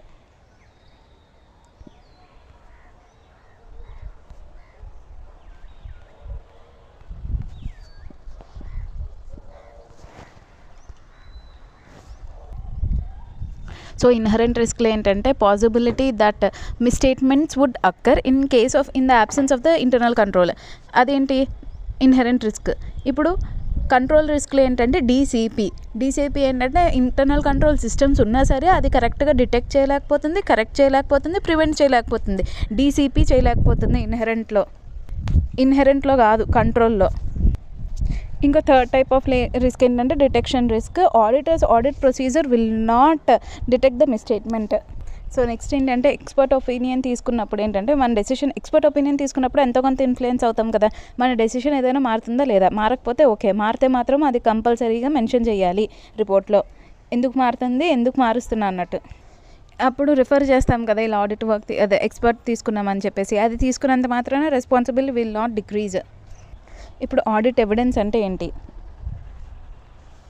The audit evidence means all the information collected by an auditor to arrive at the conclusions and form opinions. Audit evidence means all the information collected by auditor to arrive at the conclusions and form the opinion. Adi audit evidence. అదే sampling అనుకో, auditor draws a conclusion about the large amount of the data by selecting a sample. Auditor draws a conclusion about the large amount of the data by selecting a sample. Next substantive చెకింగ్కి intro ఏంటంటే verified complaints and internal control system ఏదైతే ఉందో అది ఉందన్నట్టు చేయడం కాదు, అది నిజంగా రిలయబుల్గా ఉందా లేదా అని తెలుసుకోవడం. రిలయబుల్గా అనే పదం కన్నా ట్రూ అండ్ ఫెయిర్గా ఉన్నాయా స్టేట్మెంట్స్ అనేవి చెక్ చేయడం. వర్కింగ్ పేపర్ అనేది 7 years వరకు స్టోర్ చేయాలి, లేకపోతే or such other term as may be decided. ఇప్పుడు ఎక్స్టర్నల్ కన్ఫర్మేషన్ అంటే ఏంటి? External confirmation means the written response obtained from the third party on paper or electronic media in the form of audit evidence. External confirmation ante direct written response obtained from the third party on a paper or electronic media in form of audit evidence. Ide audit oka rakanga audit evidence. Steps for external confirmation are as follows. Analyze the information to be confirmed or requested. Select the party from which such information is to be confirmed. Design a format for requesting confirmation. Send the request for the confirmation. ఇప్పుడు ఎలా check చేస్తాం అనేది ఇంగ్లీష్లో చూడు. He should obtain the further audit evidence to resolve the doubt. Where the auditor doubts the reliability, he should obtain further audit evidence to resolve the doubt. Obtain further audit evidence. It saripodante inka further audit evidence adagali. If in case of no response, the auditor should use some alternate procedures to obtain the reliable and relevant audit evidence. Alternate procedures to obtain the reliable and relevant audit evidence. In case of no response, the auditor should use some alternate procedures. Where the alternate procedure will not obtain the evidence required, positive confirmation response request should be sought. Where the response have been received negative confirmation request, the auditor shall not use such response as a sole substantive audit procedure to assess the risk of the material misstatement. Shall not use such response. ఇప్పుడు questionnaire అనేది ఎందుకు చేస్తున్నాము? It is to find out the defects or errors in the internal control సిస్టంలో ఏమైనా defects or errors ఉన్నాయా అనేది తెలుసుకోవడానికి. So annually నేను ఏం చేస్తానంటే క్లయింట్కి ఇస్తాను, క్లయింట్ వెళ్ళి వాళ్ళ ఎంప్లాయీస్ చేత ఫిల్అప్ చేయించుకుంటాడు ఆ క్వశ్చనర్. దాన్ని బట్టి ఏమైనా ఇన్కన్సిస్టెన్సీ వచ్చినాయి అంటే నేను క్లయింట్తో డిస్కస్ చేసేసి కొన్ని రికమెండేషన్స్ అనేది ఇస్తాను. సో ఇవన్నీ క్వశ్చనర్లో వస్తుంది. Recommendations for improvement. సో ఇంటర్వ్యూస్లో మనం గుర్తుంచుకోవాల్సింది ఏంటి? ఓరియంటేషన్, ఎగ్జామినేషన్, కన్ఫర్మేషన్ ఏదైతే ఉందో it will go with the orientation and the confirmation would go with the examination. ఓరియంటేషన్లో ఏంటి? స్పెసిఫైడ్ స్ట్రక్చర్, ఎగ్జామినేషన్లో స్పెసిఫైడ్ స్ట్రక్చర్ ఉంటుంది. ఓరియంటేషన్లో నార్మల్గా నెట్వర్క్స్ గురించి డిస్కస్ చేయడం, జనరల్ మ్యాటర్స్ డిస్కస్ చేయడం ఉంటుంది. ఆడిట్ ప్లాన్, ఆడిట్ ప్రోగ్రామ్లో ఏంటంటే స్కేర్డ్. ఆడిట్ ప్లాన్లో ఏంటంటే it is a strategy for conducting an audit. Audit programme is a step by step procedure. Okay, audit ప్లాన్లో ఏముంటుంది? మొత్తం అన్నీ రాస్తాం మనము. Internal control system, accounting knowledge, company గురించి నాలెడ్జ్, ఇంటర్నల్ కంట్రోల్ సిస్టమ్ అనేది రిలే అవ్వచ్చా లేదా, దాని నేచర్ ఏంటి, ఎక్స్టెంట్ ఏంటి అవన్నీ తెలుసుకొని ఆడిట్ ప్లాన్ అనేది ప్రిపేర్ చేస్తాం. ప్రొసీజర్ అంటే step by step procedure. So అందులో స్కేర్డ్ వస్తుంది అనమాట. స్కేర్డ్లో సి అనేది ఏం లేదు. ఎస్లో వచ్చేసరికి scrutiny of document, scrutiny of supporting document, verification of the documents, అది డి. నెక్స్ట్ ఏ అంటే ascertain accuracy, R submission of the report, E evaluation process, D verification of documents. So ఇంకొకసారి scrutiny of supporting documents S, C ఏం లేదు, A వచ్చేసరికి ascertaining accuracy, R వచ్చేసరికి reports, E వచ్చేసరికి evaluation process, D అంటే verification of documents.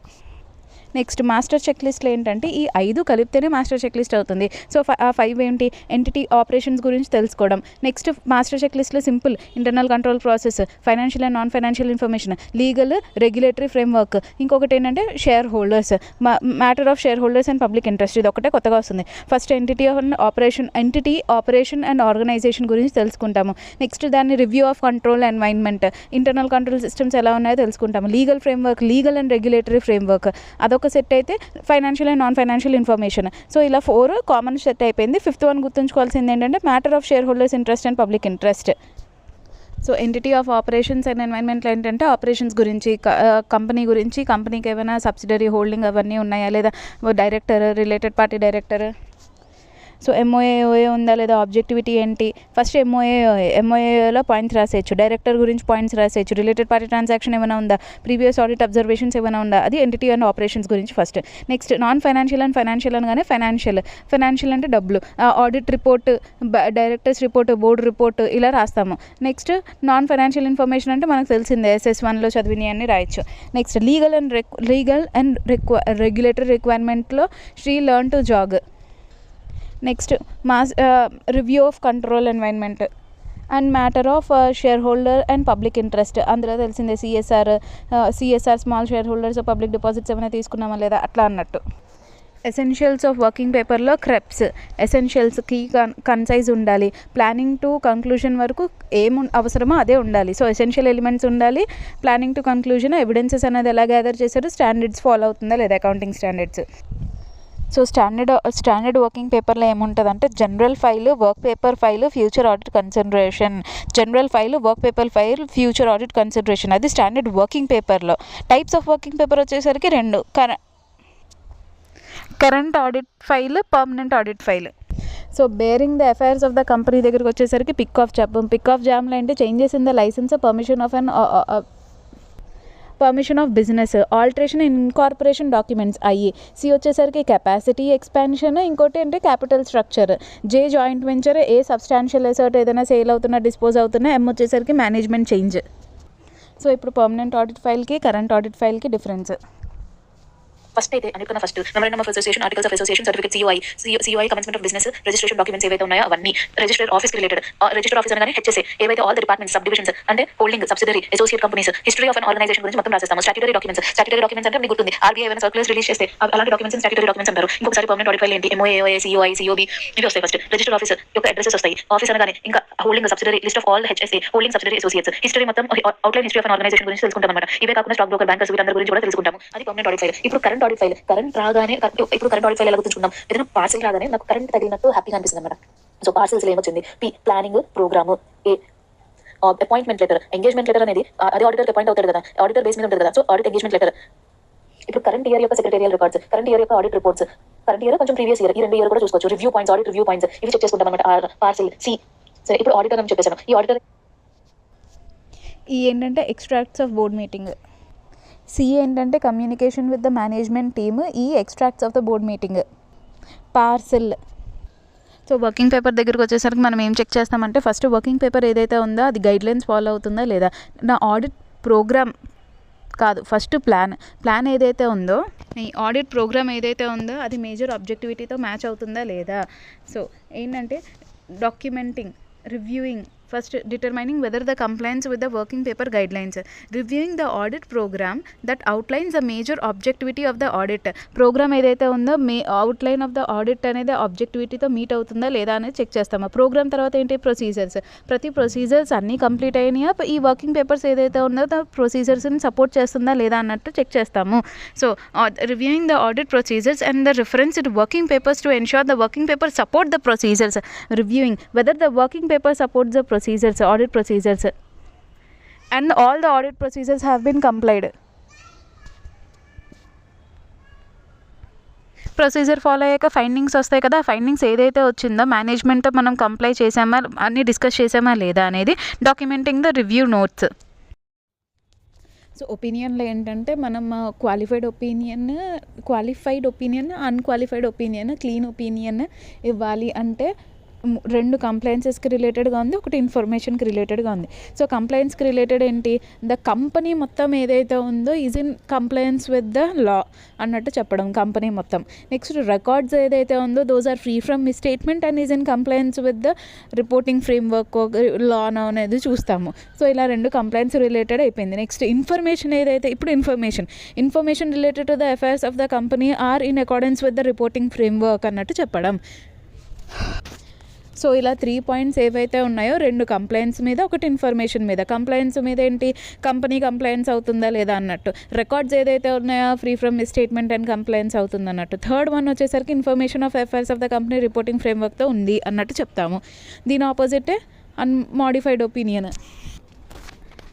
ఇప్పుడు third పార్టీది ఏదైనా ఒపీనియన్ తీసుకున్నప్పుడు ఏమేమి రాయాలి, whether the third party opinion has been considered or not అనేది రాస్తాము.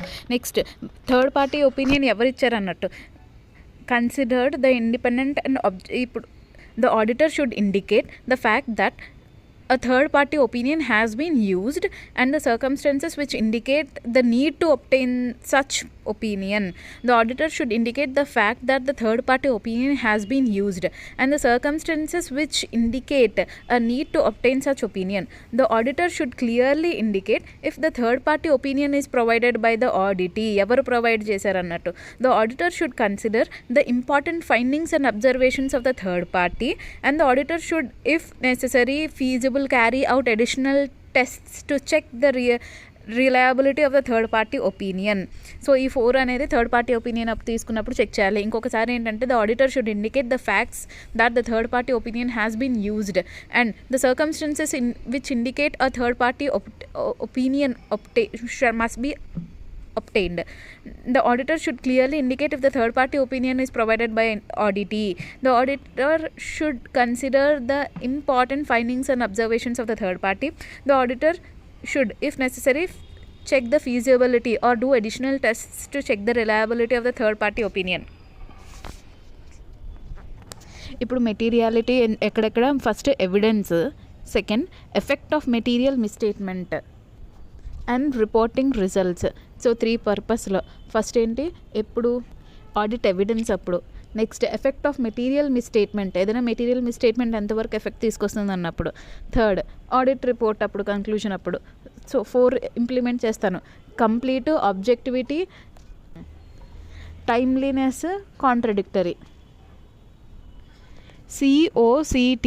COCT మెటీరియాలిటీ అనగానే COCT completeness, objectivity, contradictory, timeliness and factors that are considered. So factors ఏంటి మెటీరియాలిటీకి అప్పుడు, factors nature, context, value. Nature అంటే నేచర్ ఆఫ్ డిపార్ట్మెంట్ మీద base అయి ఉంటుంది.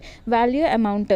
కాంటెక్స్ట్లో వచ్చేసరికి ఫ్రాడ్, 2 రకాల ఇంటెన్షనల్ డిస్రిగార్డ్లు.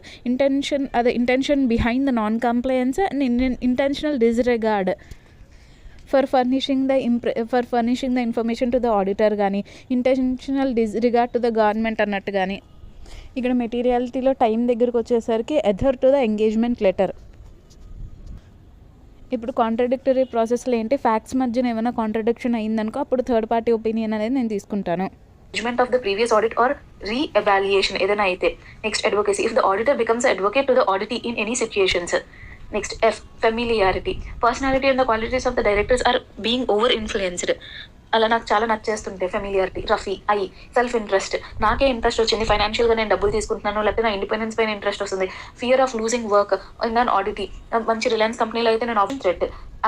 నెక్స్ట్ వచ్చేసరికి intimidation threat. Domination by the director. ఇప్పుడు ఎవరైతే డైరెక్టర్ ఉన్నాడో వాడు చాలా ఇంటిమిడేట్ చేస్తున్నాడు నన్ను అందులో. సో రఫీ, RAFI. రఫీలో డబల్ ఐ ఉంది. ఆర్లో self review, advocacy, familiarity, self interest, intimidation threat. What are the different stages of communication? Different stages of కమ్యూనికేషన్లో ఏంటి, preliminary draft. At the conclusion of the field work the auditor should draft the report and present it to the management for the comments. At the conclusion of the field work the auditor should draft the report and present it to the management for the comments. అది preliminary draft. ఆ కమెంట్స్ని present చేయమని ఎక్కడ చెప్తాడు, exit మీటింగ్లో చెప్తాడు. The auditor should discuss with the management about the findings, observations, recommendations and the text of the draft and obtain their comments on the draft draft and reach an agreement on the audit findings. వాడు ఏదైతే audit findings చేశాడో, observations, recommendations, text of the draft and obtain their comments on the draft and reach an agreement on the audit findings and ఒక కన్క్లూజన్కి reach అవ్వాలన్నమాట. Formal draft. After the exit meeting there taking into consideration all the discussion a formal report is prepared. Exit meeting తర్వాత formal report, ఇక్కడ executive summary అనేది వస్తుంది, తర్వాత final report. The report should be submitted to the appointing authority or such member of management as directed. So depository participants అప్పుడు ఏమేమి చూసుకోవాలి? Surrender, pledge और समझ में आया सबको? ये हो गया किसमें? SCRA में. उसके बाद आता है डिपॉजिटरीज एक्ट. डिपॉजिटरीज एक्ट में आप अग्रीमेंट देखोगे, एक तो डी और डीपी में, ठीक है, और एक डीपी और कंपनी के बीच में. फिर डिपॉजिटरी पार्टिसिपेंट के पास क्या क्या हो सकता है? एप्लीकेशन, ठीक है, अपना transfer, transmission, surrender of share certificate, dematerialisation, rematerialisation, pledging of shares. यही होगा ना? तो क्या क्या होगा? डीमैट, रीमैट, सरेंडर, प्लेज और agreement between depository and depository participant and depository participant and company. ఇంకా ఏంటంటే ఇప్పుడు సెక్యూరిటీస్ కాంట్రాక్ట్ రెగ్యులేషన్లో ఏంటంటే పేరులోనే ఉంది సెక్యూరిటీస్ కాంట్రాక్ట్ అంటే సెక్యూరిటీస్ ఎన్నెన్ని ఉన్నాయి, క్యాపిటల్ స్ట్రక్చర్ ఎలాగుంది, క్యాపిటల్ స్ట్రక్చర్ ఏమైనా చేంజ్ అయిందా, లేకపోతే మనం ఏమైనా లిస్టింగ్ అగ్రిమెంట్ కోసం ఫైల్ చేసినప్పుడు ఒకవేళ లిస్టింగ్ అగ్రిమెంట్ సెబీ ఒప్పుకోకపోతే సాట్ పైన ఏమైనా అపీల్ చేసామా, సో లిస్టింగ్ అగ్రిమెంట్ ఏదైతే ఉందో అది కరెక్ట్గా ఫాలో అవుతున్నామా లేదా. సో ఈ 5 క్వశ్చన్స్ అనేవి మనం ప్రతి దాంట్లో స్కోప్ చెక్ చేస్తాం సెక్రటేరియల్ ఆడిట్కి రిలేటెడ్. సో సెక్రటేరియల్ ఆడిట్, ఇప్పుడు నేను సెక్రటేరియల్ ఆడిట్ ఫస్ట్ అప్లికబిలిటీ చూస్తాను. 204 రెగ్యులేషన్స్ యాక్ట్ ప్రకారం, సెబీ రెగ్యులేషన్ 24A ప్రకారం ఏంటంటే మెటీరియల్ సబ్సిడరీ ఏదైతే ఉందో, మెటీరియల్ అన్లిస్టెడ్ సబ్సిడరీ, లిస్టెడ్ అయితే ఆబ్వియస్గా అది కూడా అవుతుంది కదా. సో అన్లిస్టెడ్ సబ్సిడరీ ఏదైతే ఉందో, మెటీరియల్ అన్లిస్టెడ్ సబ్సిడరీ, నేను దాన్ని కూడా సెక్రటేరియల్ ఆడిట్ అనేది చేపిస్తాను. ఆ MR3 ఏదైతే ఉందో నేను లిస్టెడ్ ఎంటిటీని కదా, నా యాన్యువల్ రిటర్న్లో అటాచ్ చేస్తానన్నమాట ఆ మెటీరియల్ అన్లిస్టెడ్ సబ్సిడరీ. ఎప్పుడు మనం మెటీరియల్ అన్లిస్టెడ్ సబ్సిడరీ అంటాము? ఎప్పుడైతే అది 10% మోర్ ఉంది of consolidated net worth and income 10% or more ఉంటే దాన్ని మెటీరియల్ అన్లిస్టెడ్ సబ్సిడరీ అని అంటాము. సో దాని యొక్క MR3 ఏదైతే ఉందో అది నా యాన్యువల్ రిపోర్ట్కి నేను అటాచ్ చేపిస్తాను అనమాట, లిస్టెడ్ ఎంటిటీ అయ్యండి. ఏ లిస్టెడ్ ఎంటిటీకి అవసరం లేదంటే విచ్ ఈజ్ 10 crores కన్నా తక్కువ ఉన్నది అండ్ 25 crores కన్నా తక్కువ ఉన్నది అండ్ నెట్ 10 crores ఏంటి? Paid up share capital, net worth 25 crores కన్నా తక్కువ ఉండాలి. నాట్ ఎక్సీడింగ్ ప్రతి చోట అలాగుంది.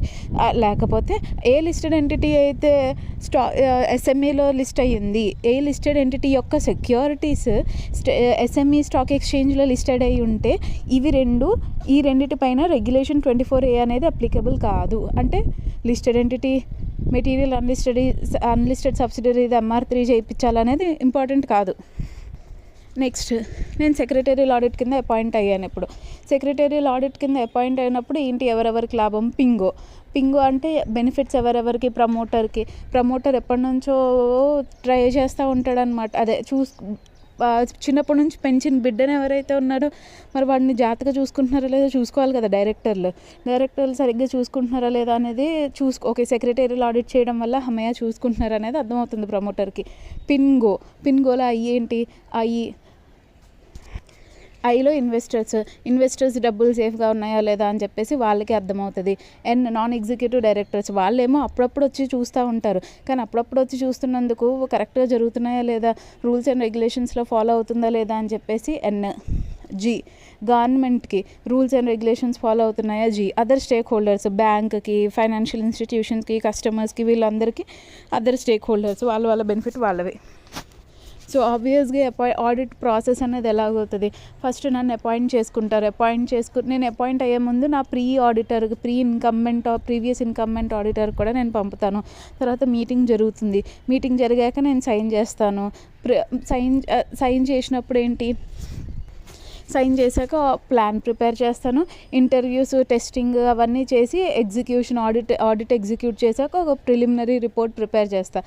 ప్రిలిమినరీ రిపోర్ట్ అంటే ఇక్కడ దీనికన్నా ఎగ్జిక్యూటివ్ సమ్మరీ అని చెప్పేసి అంటాను అనమాట. ఎగ్జిక్యూటివ్ సమ్మరీ ప్రిపేర్ చేసి తర్వాత మళ్ళీ ఎగ్జిట్ మీటింగ్ పెట్టి ఫైనల్ రిపోర్ట్ అనేది ప్రిపేర్ చేస్తాను. సో ఇదంతా ప్రాసెస్లో రాస్తాం మనం. సో ఇప్పుడు ఇందులో స్కోప్ ఏమేమి చెక్ చేస్తామన్నట్టు, స్కోప్లో ఏంటి, ఫస్ట్ కంపెనీస్ యాక్ట్ రిలేటెడ్ అన్నీ నేను చెక్ చేస్తాను. నెక్స్ట్ ఇందాక నేను చెప్పింది ఏంటి, SCRA security contract regulation act ప్రకారం ఇందాక చెప్పింది క్యాపిటల్ కాంట్రాక్ట్ సెక్యూరిటీస్ క్యాపిటల్ గురించి మాట్లాడుతున్నాను. క్యాపిటల్ ఏదైతే క్యాపిటల్ ఏమైనా చేంజ్ అవుతుందా, క్యాపిటల్ స్ట్రక్చర్ ఎలాగుంది, లిస్టెడ్ ఎంటిటీకి ఇచ్చారా, లిస్ట్ అవ్వడానికి ఏమైనా సెక్యూరిటీస్ ఇచ్చారా, ఫైల్ చేశారా, ఒకవేళ అంటే కంప్లైన్స్ అవుతుందా లేదా SEBI LODR. Next continuous listing agreement ఏదైతే ఉందో దాని రిక్వైర్మెంట్ కోసం కంటిన్యూస్ లిస్టింగ్ రిక్వైర్మెంట్ ఏదైతే ఉందో అది ఫాలో అవుతుందా, ఏమైనా కాంట్రవీన్ చేసిందా ప్రొవిజన్స్ ఆఫ్ SCRA.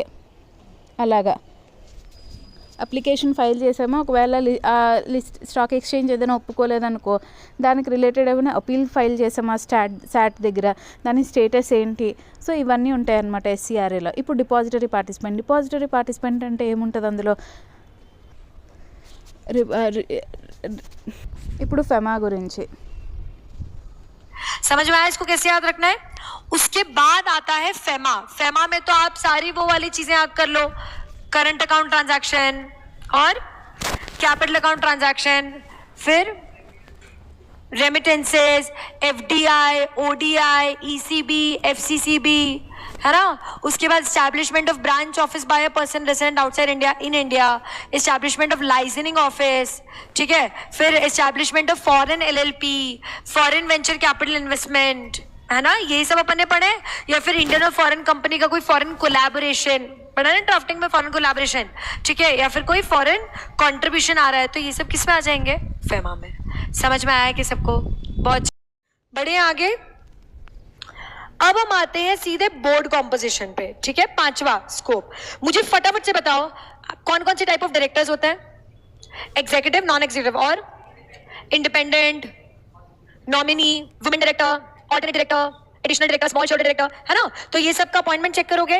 मिनिमम कितने डायरेक्टर्स है कंपनी में, मैक्सिमम कितने हैं, चेयरपर्सन एग्जीक्यूटिव है या फिर नॉन एग्जीक्यूटिव है, उनको रेम्युनरेशन कितना मिल रहा है, सिटिंग फीस कितना मिल रहा है, और RRR क्या चेक करेंगे, resignation, retirement and removal of director. ये किस में चेक करेंगे हम, कॉम्पोजिशन. समझ में आया सबको, इजी है. यस. उसके बाद बोर्ड प्रोसेस. अब बोर्ड की प्रोसेस में हम सब कुछ किससे रिलेटेड चेक करेंगे, meetings, notice, agenda, disclosure of directors and video conferencing. फटाफट से बताओ पहली बोर्ड मीटिंग कितने दिन में होनी चाहिए, इनकॉर्पोरेशन से 30 डेज में. साल में कितनी बोर्ड मीटिंग होगी, 4, मैक्सिमम गैप 120 डेज, ठीक है. उसके बाद नोटिस कितने दिन पहले जाएगा, 7 डेज पहले. कैसे जाएगा, registered post, speed post, ordinary से नहीं जाएगा, ऑर्डिनरी से नहीं जा सकता. Registered post, speed post, electronic mode और हैंड डिलीवरी. क्लियर है सबको. डायरेक्टर ने अगर कोई मोड स्पेसिफाई कर रखा है तो वैसे जाएगा. उसके बाद अगर कंपनी वीडियो कॉन्फ्रेंसिंग की फैसिलिटी देना चाहती है, ऑडियो विजुअल फैसिलिटी, तो उनको नोटिस के साथ इन्फॉर्म करना पड़ेगा. अगर कोई डायरेक्टर वो फैसिलिटी ऑप्ट करना चाहता है तो मीटिंग के पहले इंटीमेट करेगा so that company makes necessary arrangements, ठीक है. अच्छा, उसके वीडियो कॉन्फ्रेंसिंग को रिकॉर्ड करके सेफ कस्टडी में रखा जाएगा. उसके बाद क्या क्या चीजें वीडियो कॉन्फ्रेंसिंग से नहीं कर सकते, approval of financial statement, board report, approval prospectus, audit committee की मीटिंग जिसमें वो फाइनेंशियल स्टेटमेंट डिस्कस कर रहे हैं, एंड मर्जर डीमर्जर का मैटर. समझ में आया सबको. यस. लेकिन मेरी जान एक बात बताओ, अगर एक मीटिंग है जिसमें ये सारे बिजनेस डिस्कस हो रहे हैं और उसमें अगर फिजिकल कोरम प्रेजेंट है तो क्या बाकी लोग वीडियो कॉन्फ्रेंसिंग से अटेंड कर सकते हैं, यस. पर क्या हम उनको कोरम में काउंट करेंगे, नहीं. Other than that normal cases में क्या वीडियो कॉन्फ्रेंसिंग वाले लोग कोरम में काउंट होते हैं, यस. क्या आप प्रॉक्सी अपॉइंट कर सकते हो for meeting directors, meeting directors, no. Quorum कितना होना चाहिए, 2 और 1/3, whichever is higher. Independent director की साल भर में एक मीटिंग होगी which is separately independent of non independent directors, जिसमें वो लोग बिचिंग करेंगे बाकी लोगों की, है ना. जैसे कि उन लोगों का performance, quality, quantity, timeliness of flow of information, ये करके जाना है. पूछा जा सकता है कि सेपरेट मीटिंग में वो क्या डिस्कस करते हैं. मार्क कर. कोरम कितना होना चाहिए, 2 और 1/3, whichever is higher. Independent director की साल भर में एक मीटिंग होगी which is separately independent of non independent directors, जिसमें वो लोग बिचिंग करेंगे बाकी लोगों की, है ना, जैसे कि उन लोगों का performance, quality, quantity, timeliness of flow of information, ये करके जाना है। पूछा जा सकता है कि सेपरेट मीटिंग में वो क्या डिस्कस करते हैं, मार्क कर लो उसको, ठीक है। उसके बाद MBP 1 में हर डायरेक्टर डिस्क्लोजर देगा, ये तो सबको पता है। कब देगा डिस्क्लोजर? साल की पहली बोर्ड मीटिंग में, अपॉइंटमेंट के दौरान, और जब उसका इंटरेस्ट चेंज हो जाए। एक चीज जो थोड़ी सी नई है इसमें, जो आप लोगों ने शायद नहीं पढ़ी होगी, which is her listed company, ठीक है, और हर पब्लिक कंपनी जिसकी पेडअप कैपिटल कितनी है 25 करोड़ और मोर, ठीक है, उसमें डायरेक्टर्स को एक फॉर्मल एनुअल इवैल्यूएशन करना पड़ेगा, इंडिविजुअली खुद ही करेंगे और बोर्ड रिपोर्ट में ऐड करेंगे। और सिमिलरली कमिटीज भी अपना इवैल्यूएशन करके किस में ऐड करेगी? बोर्ड रिपोर्ट में। समझ में आया सबको? इजी है। तो हम लोगों ने अभी कितने पॉइंट्स पढ़ लिए? 6। कौन? సో ఇంకా ఏంటంటే ఒక పర్సన్ అంటే ఒక డైరెక్టర్ ఎన్ని చోట్ల మెంబర్ అవ్వగలడు, 10 కమిటీలో మెంబర్ అవ్వగలడు, 5 చైర్పర్సన్ అవ్వగలడు, అంతే గుర్తుంచుకో. ఈ 10, 5 అనేది లిమిట్ దేనికి అప్లికబుల్ కాదు? Private company, section 8, foreign company, వేటికి ఈ లిమిట్ అనేది అప్లికబుల్ కాదు. నువ్వు 100 చేసుకో, పర్లేదు వాటికి. నెక్స్ట్ డిఫరెన్స్ అడగచ్చు అనమాట. ఇంకోటి ఏంటి, ఆడిట్ కమిటీ ఇంకా సెబీ LODR ప్రకారం డిఫరెన్స్ ఏంటన్నట్టు. ఆడిట్ కమిటీలో ఏంటి, మెజారిటీ ఆఫ్ ద డైరెక్టర్స్ అనేవాళ్ళు ఫైనాన్షియల్ స్టేట్మెంట్స్ చదివేటట్టు ఉండాలన్నట్టు చెప్తారు. కానీ సెబీలో అందరూ చదవాలి, అందులో ఒకళ్ళు కంపల్సరీ ఎక్స్పర్ట్ ఉండాలి అన్నట్టు ఈ పాయింట్. మెజారిటీ మంది ఇండిపెండెంట్ డైరెక్టర్ ఉండాలి. ఇక్కడ సెబీలో దగ్గరికి వచ్చేసరికి 2/3 మస్ట్ బి ఇండిపెండెంట్. ఇప్పుడు విజిల్ మెకానిజం ఏ కంపెనీలకు పెట్టాలి? విజిల్ మెకానిజం ఎనీ లిస్టెడ్ ఎంటిటీకి పక్క విజిల్ మెకానిజం అనేది ఉండాలి. ఆ company which accepts deposits from the public, ఏదైనా డిపాజిట్ యాక్సెప్ట్ చేస్తుందంటే కంపల్సరీగా. Next, A company which has borrowed the money from the banks and the public financial institution in excess of 50 crores. ఇలాగైతే confirm that the company has constituted the whistle mechanism for their directors and employees to report their genuine concerns or the grievances. The company has whistle mechanism for the directors and the employees to report their genuine concerns or grievances. Whistle mechanism ఉందా లేదా అనేది చూడాలి. So ఇందులో ఏంటంటే NRC committee గురించి, CSR committee గురించి ఇవన్నీ రాస్తామన్నమాట. Committees గురించి అడిగినప్పుడు ఇవన్నీ కూడా రాస్తాము, ఈ పాయింట్స్ కూడా ఇంక్లూడ్ చేస్తాం. ఇప్పుడు జనరల్ లాస్ అని అడిగారు అనుకో, ఇవన్నీ వస్తాయి. Factories act, industrial dispute, payment of wages, maternity, gratuity, bonus, ఇవన్నీ మనం చదివినవి. నెక్స్ట్ ఇంకొన్ని ఏంటంటే లైసెన్స్ దేనికి అవసరం అన్నట్టు ఒక లిస్ట్ ఉంది. ఆ లిస్ట్ ఏంటో చూడు. कौन कौन से? coal and lignite, petroleum, distillation of brewing of alcoholic drinks, sugar, animal fats, cigar and cigarettes of tobacco, asbestos and asbestos based products, basically animal वाले जो products होते हैं, ठीक है. उसके बाद plywood, decorative veneers, ठीक है, and last में leather. आ रही के बाद समझ में? तो हम चेक करेंगे कि इंडस्ट्रियल लाइसेंस इसके लिए लिए है कि नहीं. సో జనరల్గా మందు తాగేటప్పుడు మనం మందు తాగుతాము. మందు ఎలా ఉంటుంది, మందు, సిగరెట్ ఇవన్నీ కాలుస్తుంటే మంచి షుగర్ ఎక్కేసి, ఇప్పుడు మందుతో పాటు ఏమేమి తీసుకుంటాం మనం? సిగరెట్, యానిమల్ ఫ్యాట్ తీసుకుంటాం అనమాట. సో అలాంటి వాళ్ళందరినీ లెదర్ బెల్ట్ ఇచ్చుకుని కొట్టాలన్నమాట. వాళ్ళు తొందరగా పోయాక కోల్ అయిపోతారు, భూమిలో కలిసిపోయాక కోలు, పెట్రోల్ అయిపోతారు, యాస్బెస్టాస్. సో దీనికి కథ నార్మల్గా నేను చెప్పింది. సో ఏంటి, alcohol, distillation and brewing of alcoholic drinks. ఇలాగ alcohol, distillation and brewing of alcohol తీసుకోవడం వల్ల, ఆల్కహాల్ ఒకటే తీసుకుంటారా ఏంటి? Distillation and brewing of alcohol drinks ఒకటే కాదు కదా. Cigarette of tobacco on manufacturing tobacco substitutes, cigarettes of tobacco and manufacturing tobacco substitutes. ఆల్కహాల్తో పాటు సిగరెట్ కూడా తీసుకుంటారు. ఆల్కహాల్, సిగరెట్, చికెన్ నంచుకుంటారు. Animal fat and oils, animal fats and oils and their preparations. So chicken కూడా తీసుకుంటారు. ఇక్కడ 3 వచ్చేసినాయి. So 3 ఇక్కడ కవర్ అయిపోయింది. ఆల్కహాల్, మందు, distillation and brewing of alcohol drinks, cigarette tobacco manufacturing అన్నట్టు చెప్తాము. cigarette and tobacco, animal fats and their preparation, oils and their preparations. ఈ 3 తీసుకోవడంతో షుగర్ వచ్చి పోతాము, షుగర్స్. ఓకే, పోయిన తర్వాత ఏం చేస్తారు, మనల్ని కింద కప్పెట్టేస్తారు. ఇలాగ వీళ్ళ చికెన్ వాడుతున్నందుకు లెదర్ బెల్ట్ ఇచ్చుకుని కొట్టాలన్నమాట వాళ్ళని. So leather 5. తర్వాత వాళ్ళని ఏం చేస్తారు, పోయిన తర్వాత కింద నేల మీద వేస్తారు, కోల్ అండ్ లిగ్నైట్లా అయిపోతారు కొన్ని సంవత్సరాలకి. పెట్రోలియం, కోల్ నుంచే కదా పెట్రోలియం ప్రొడక్ట్స్ వస్తుంది, petroleum and its distillation products. Coal నుంచి పెట్రోల్ వస్తుంది. యాస్బెస్టస్, కోల్ యాస్బెస్టస్ కింద మారుతారనమాట. Asbestos and asbestos based products. So అట్లాగంతా అయిపోతుంది. వీలైతే లెదర్ బెల్ట్, ప్లైవుడ్ ఇచ్చుకుని కొట్టాలి, ప్లైవుడ్. ఇప్పుడు మేనేజ్మెంట్ రిప్రజెంటేషన్ లెటర్ గురించి వస్తే ఎలా రాయాలి? देखो को पहले स्टार्ट कैसे करना है, चलो अगर MRL आता है which is management representation letter, तो आपको क्या बताना है, to the secretarial auditor, to ABC and associates the practising company secretaries. ठीक है, आप क्या बोलोगे, we the board of directors of the company of ABC limited hereby give you a management representation letter for the financial year dash and dash. ठीक है, that we have complied with the following compliances और we have complied with the following compliance obligations. और फिर ये सारे 9 heads. General पहले laws बताओगे, applicable laws, उसमें सारे companies act, FEMA, depository, SCRA, फिर SEBI, SAST, PIT, ICDR, buyback, delisting, ये सारे बता दिए. సో ఫస్ట్ ఏంటి, కంపెనీస్ యాక్ట్ ప్రకారం మనం చదువుతాం కదా, అవన్నీ రాస్తాము. కంపెనీస్ యాక్ట్ ప్రకారం రాస్తాము. ఇంకా సెబీలో takeover code, PIT, prohibition of insider trading, ఇంకా उसके बाद सेकंड स्पेसिफिक लॉज.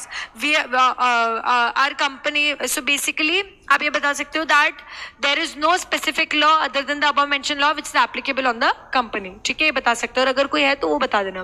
उसके तीसरा क्या है, secretary standards. We have complied with SS1 and SS2 while convening board and general meeting respectively. समझ में आया सबको? फिर चौथा क्या है, लिस्टिंग अग्रीमेंट. वो आप क्या बता दोगे, we have complied with SEBI LODR as applicable on the company. समझ में आया? फिर आप क्या बताओगे, बोर्ड कॉम्पोजिशन, उसके सारे points. We have complied with the following, maximum director, minimum director, independent, ये वो जितने भी अपने पॉइंट्स पढ़े. ठीक है, पढ़े ना अपने पॉइंट्स. फिर बोर्ड प्रोसेस में we have complied with the following. इतने सारे पॉइंट्स मत लिखना 11, थोड़े बहुत 4-5 पॉइंट्स लिख देना. ठीक है, कि हमने 4 साल में 4 बार मीटिंग करी, 120 डेज का गैप, कोरम मेंटेन किया, ऑडियो विजुअल से कुछ भी नहीं किया. हाँ, फर्स्ट मीटिंग 30 डेज में की. ठीक है, MPP 1 दिया, ये सारी चीजें आ रही. क्या बात समझ में? ये बोर्ड प्रोसेस हो गया. फिर नेक्स्ट है बोर्ड कमिटी कॉम्पोजिशन. हमारी ऑडिट कमेटी में इतने मेंबर्स हैं, NR में इतने हैं, स्टेक होल्डर में इतने और CSR में इतने. ठीक है, फिर जनरल लॉज, तो we have complied with general laws. Laws का नाम लिख दिया, एनवायरमेंटल लॉज, लॉज का नाम लिख दिया, और कॉम्पिटिशन लॉज, तो आपने anti competitive, abuse of dominance और कॉम्बिनेशन, ये सब कुछ भी गलत नहीं किया है. और लास्ट में events that are the major that happened that occurred which have a major bearing on the affairs of this company, उसके नाम लिख देना. खत्म. And same goes with secretarial audit. बस स्टार्टिंग में कर लिखोगे, to the members of ABC limited. ठीक है, फिर आप क्या बताओगे उसमें, I या फिर we ABC and associates have conducted secretarial audit of records of the company of ABC Limited for the financial year dash and dash 2023 and we have observed the following. बस ये सारे ऐसे लिख देना. समझ में आया सबको? तो ये 9 पॉइंट्स अगर थ्योरी आया तो भी लिख सकते हो, स्कोप आया तो भी लिख सकते हो, MRL आया या सेक्रेटरियल ऑडिट रिपोर्ट आई, सब में लिख सकते हो.